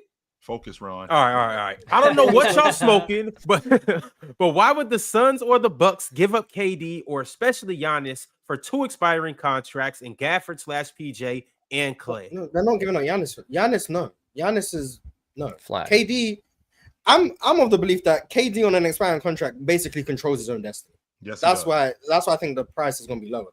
Because if he says I want to go to Dallas or Houston, you can only really negotiate with Dallas and Houston. Which means could they Denver get him then? Could Denver do an MPJ and give like the 1 first-round pick they still have control over? MPJ Peyton Watson, maybe. MPJ Peyton Watson, MPJ Zeke. Yeah, I was gonna say you got to give. I mean, dude, why is everybody not in this market then? Is this actually how teams are valuing KD? If I'm a contender, I'm calling about Kevin Durant. Yeah, absolutely. I'm absolutely calling about Kevin Durant. If I'm OKC, I'm calling about KD. Like, why not? If the asking price is that, hey, you want Aaron Wiggins? Here you go. Like, I'll try. He better than Jalen Green. There you go. Let's see. The Reed Shepard breakout in Phoenix is going to be special, man. I'm excited to see Reed Shepard with some actual opportunity. I'm here for it. I'm here for Reed Shepard next season. Gerard Lead became a YouTube member. Shout out to Gerard Lead, and y'all be like Gerard. One buddy sent through a members chat and said, if 2017 affects you like it do Chill, do better. One man not getting 2 more chips shouldn't matter that much to you, but it do, and that's sad. He can't help himself. He can't. He could try to help himself, but he can't help himself. The whole time he's here, he's got to continuously talk about me. Did you think I came here to talk about you? Yet you come here talking about me. I wonder if you do think about Buddy in your spare time. I do not. It might be a passing moment where you're like, oh, I wonder what Buddy's doing right now. I do not. Right quick. I'd be thinking about some people from the chat. Chill. I'd be like, oh, I promise you. In some I chill promise from the chat. Let me turn my microphone up. Chill. I got other things going on in my life to think about. When I'm done with you guys, I don't think about you guys. So I have a poster of you in my room, Chill. Yeah, so I Chill's could. I no literally idea have how a much shrine work. dedicated to Showtime Heat. So I do. Okay, that might be a little harsh. Like I do concern myself with some of you Chill. guys up here. Because you called me the other day. I do not. Sent me a very concerned text. And you say I'm the bad guy for saying you're just that. trying to put up a front right now. Chill. Hold on. Whoa. Apparently, you and Swipe would be going out and okay. First of all, Vron, tell everybody if we're gonna talk about it. Tell everybody why I called you, Ron. No, actually, no. You know what, Ron? Don't do that. Don't tell everybody why I called you because it's very personal why I called them. No, it's very personal why I called Ron. But I don't concern myself with people that are keyboard warriors. I'm not. I've never been, and I never will be. Absolutely not. You're here because of us. Period. That's why you never tried that? We're here to entertain you. No, you notice that people that are always trying to drag you down or beneath you, man. 100%. 100%. 100%. They don't. I be thinking about you guys, man. I'll be like, sometimes I was gonna say, bro, I think about y'all pretty frequently. I'm not gonna lie. And I'm just like, I wonder what Brax is doing right now. Like, I'll be tweeting, I'll be putting out my viral tweets. Like, according to Jordan, we know what Brax is doing. But proceed. And I'm just like, damn, I wonder what Frank's doing right now. Like, I just be thinking about the chat, but I guess I'm the only person. Yes, sir. I'll be thinking about you guys, man. Shout out to everybody in the chat. Shout out my man Dookie Baylocks holding it down in the chat. Facts. I've been seeing Kawhi play well, and I'm like, damn, I wonder what Duke thinking right now. Like every time Kawhi having a good game, I'm like, damn, I wonder how Duke feels right now. Like that's what I've been thinking. But and another guy who I be thinking about what he be doing is Penn, and he sent through a members chat and said, "Dub Lou Dort, Dub Joker, Dub SGA, Dub Nerd Sesh, and Dub Pick a Side." Love nerds. Shout out to Penn. Love nerds. Shout out to I don't like nerds. I love nerds. This is from Shams. Shams just reported that he's told the Mavericks will be pursuing a point guard, whether that's in the trade market or free agency. That's the big priority. They should pursue a point guard in the draft, Dylan Harper. Number one. Get Dylan number one. I wouldn't put it past Mars is for real going to get Nico Harrison killed. I wouldn't. So he's going to get him killed. Okay. This isn't me trolling because I said I'm not trolling for the rest of the playoffs. Oh my God, this is nuts. On a scale of 1 to 10. How shocked would you be if Dallas didn't draft 10, 11. 100%. I don't believe you. That would blow my mind. I would have asked you how shocked Passed you on would be if they Cooper traded Flagg. Luka and then I they would did it. blow my mind. Mars, that'd be what I insane. will say. What I will say is, if he did that. They have shown that clearly. Well, I'm really just talking about Nico. He evaluates players and everything in a totally different way than everybody else. So who knows? That being said, the things that he says he values, defense, exactly. That's Cooper Flagg. So what's more shocked? I would be shocked. What surprises you more, him trading Luka or him not drafting Cooper Flagg? They'd both be a 10 level shot. Trading Luka would be much more surprising. Him not. It was much more surprising. Him not drafting Cooper Flagg, because I don't think that was just him. I think that had a lot to do with other people. Because if it was just him, somebody had a gun to his head behind the scenes and said, "You got to trade Luka to the Lakers." And you got to take the blame for this too. And you got to take the blame for this too, Carl. That's what it was. Logan, you got to take the blame. LeBron needs some help. Own head. At the Buzzer Sports, another guy who I think about quite often, my man John D. He said, "Did we see the Superman trailer?" I did not. Yeah, I did see the Superman trailer, and yes, it's Jason Tatum in the Superman trailer. That's what he's talking about. Oh, nice. Shout out to JT. Get that money, man. Teddy Hart said, due to apron restrictions, the Mavericks acquiring KD without trading AD or Kyrie isn't feasible. That's true. Oh. I don't know. Yeah, aggregate sounds illegal, salaries. People gave me a lot of lectures on that on Twitter. I think it's stupid. This is why I'm not a GM. I'm not doing all these financial restriction games. I'm just talking about player for player, match it up as close as possible. I'm not matching it to the dollar. So that's not my job. I'm Dre Q said, there's a high chance we trade PJ and Gafford. 0% chance Cooper's traded. I'm 100%. Carson Carson can't be more right. They would riot. Get a pass on them. I promise you, there'll be a riot in Dallas. I would join them. I'd fly out. Yes, there'll be a riot in Dallas. 100% there would be. Penn sent through yet another super chat and said the Young Thunder growing up in front of our eyes. Teams this young never win these type of games. Also, Dort saved the season. Respect that demon. Absolutely respect to you, Dort. Couldn't agree more. The Thunder have closed out back-to-back games in the Forks up. Yeah, I mean, the point about teams that young is true. Like, they're crazy talented, but we haven't seen a team this young win the title since the 77 Blazers. Like, it really doesn't happen. And when you got to go through former champs and you got to go through the best in the world, that really means something, no matter how talented you are. So they are growing up. I mean, they've looked more comfortable, way more comfortable in those big spots in games 4 and 5 than they did in games 1 and 3. We got another member. We got a members chat from Stunner. Stunner said, what's good, my brothers? Salute to the panel. Now that we are damn near 2 rounds into the playoffs, what team could use Kevin Durant the most next season? Chill. We already went over this. Yeah, we already Chill wants KD to play in the Big 3. That's where he's at. he doesn't want KD in there yet. Yes, I do. That's not true. Yes, I do. Just not on any team that has a chance of winning anything. Because he'll ruin them. Dame the Great said, y'all remember that woman said last year, you can't win with Jalen Brunson as your best player. That take is getting kind of shaky. Paul Pierce was just flapping his gums on the herd talking about Brunson couldn't be the best player on a championship team, man. He's just a hater. I think all the Brunson hate is so dumb to me, man. Like, wholeheartedly, he can be the best offensive player on a championship team. No doubt in my mind. He's proving it right now. Like, I don't have the Knicks winning. But I don't have them winning. But if they were to win, I wouldn't be He's good enough. He's good enough. Yeah, I mean they're gonna win, so I think he's gonna prove them wrong. Is Tyrese Halliburton good enough? We're gonna find out. True. 2 years in a row in the Eastern Conference Finals. What I'll say is, I can't say that neither of them are good enough. I do think it's very hard to do with either one of them. Very hard. I think it's hard to win a championship.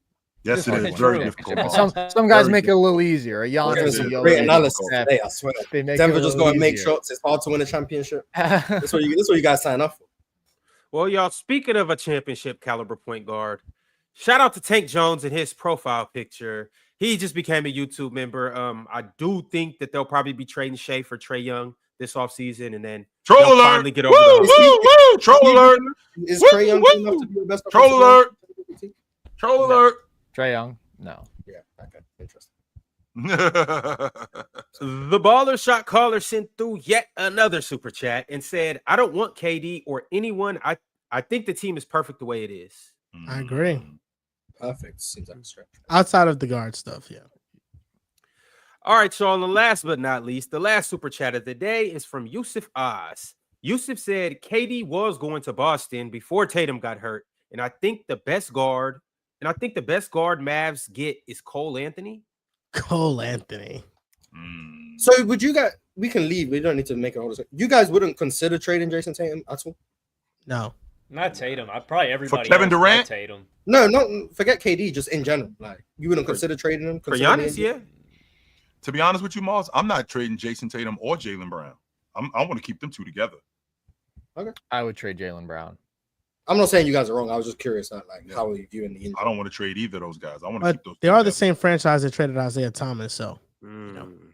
Torn Achilles is no joke. not one and the same It's because no joke. Still. Torn Achilles is no joke, but it's not what it used to be. No, it is in not. terms of being a Yeah, death sentence. I think Kevin Durant has kind of tricked people into thinking it's not as bad as it is. I still think it's pretty much a death sentence for most careers. Well, how many? You of think these at guys? 27 it's a death sentence? I think it can be, depending on the player. I think wings probably have a better chance just because of their size. Yeah. Like I know Dame is 34. I think Dame is done. Like for its worth, I think Dame is done. Yes. But like Kevin Durant got an awfully long time to come back.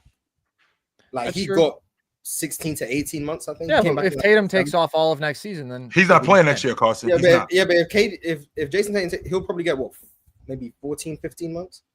no, KD got a year and a half. that's what he'll get. He'll come back. And in KD is October. noticeably not what he was. He's still great, but he noticeably is worse than he was before the Achilles. Yeah, but he's still been giving you 28 points per And that game. was 6 Like, years no, ago. I'm not saying Jason years. Tatum's going to go from a top 5 player to, he's not even an all-star anymore. But Kevin Durant went from the second or third best player on the planet to he's a consistent top 10 guy. I think it just That's what depends. he is. Now, on Mars, Tatum's. And Kevin Durant is one of the 5 best shooters you've ever seen. Yeah, Sure now, enough, So him being that's able the to biggest maintain hurdle. that value, like Jason Tatum's not that. Okay, so if I could get like, Jason Tatum back in 18, if I can get Jason Tatum back in 18 months, which he'll be 28, if I could get 8 more years of this Jason Tatum, because like you said, he's noticeably different. KD is noticeably different today. Yes. That was 6 years ago when he tore his Achilles. So he's 36 today. So if I can get Jason Tatum from 28 to 36, if I can get the same Jason Tatum, I'll take it. Sure. 100% I will. I also do think a large part of his just process recovering is just becoming a better jump shooter, because with that Achilles, he might not be as aggressive driving to the basket. So that jump shot is going to be even more important now than it was before.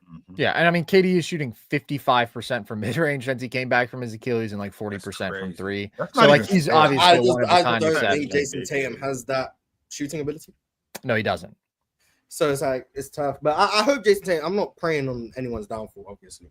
It's just it's a serious injury, and I think It's as serious as it gets. it should be acknowledged.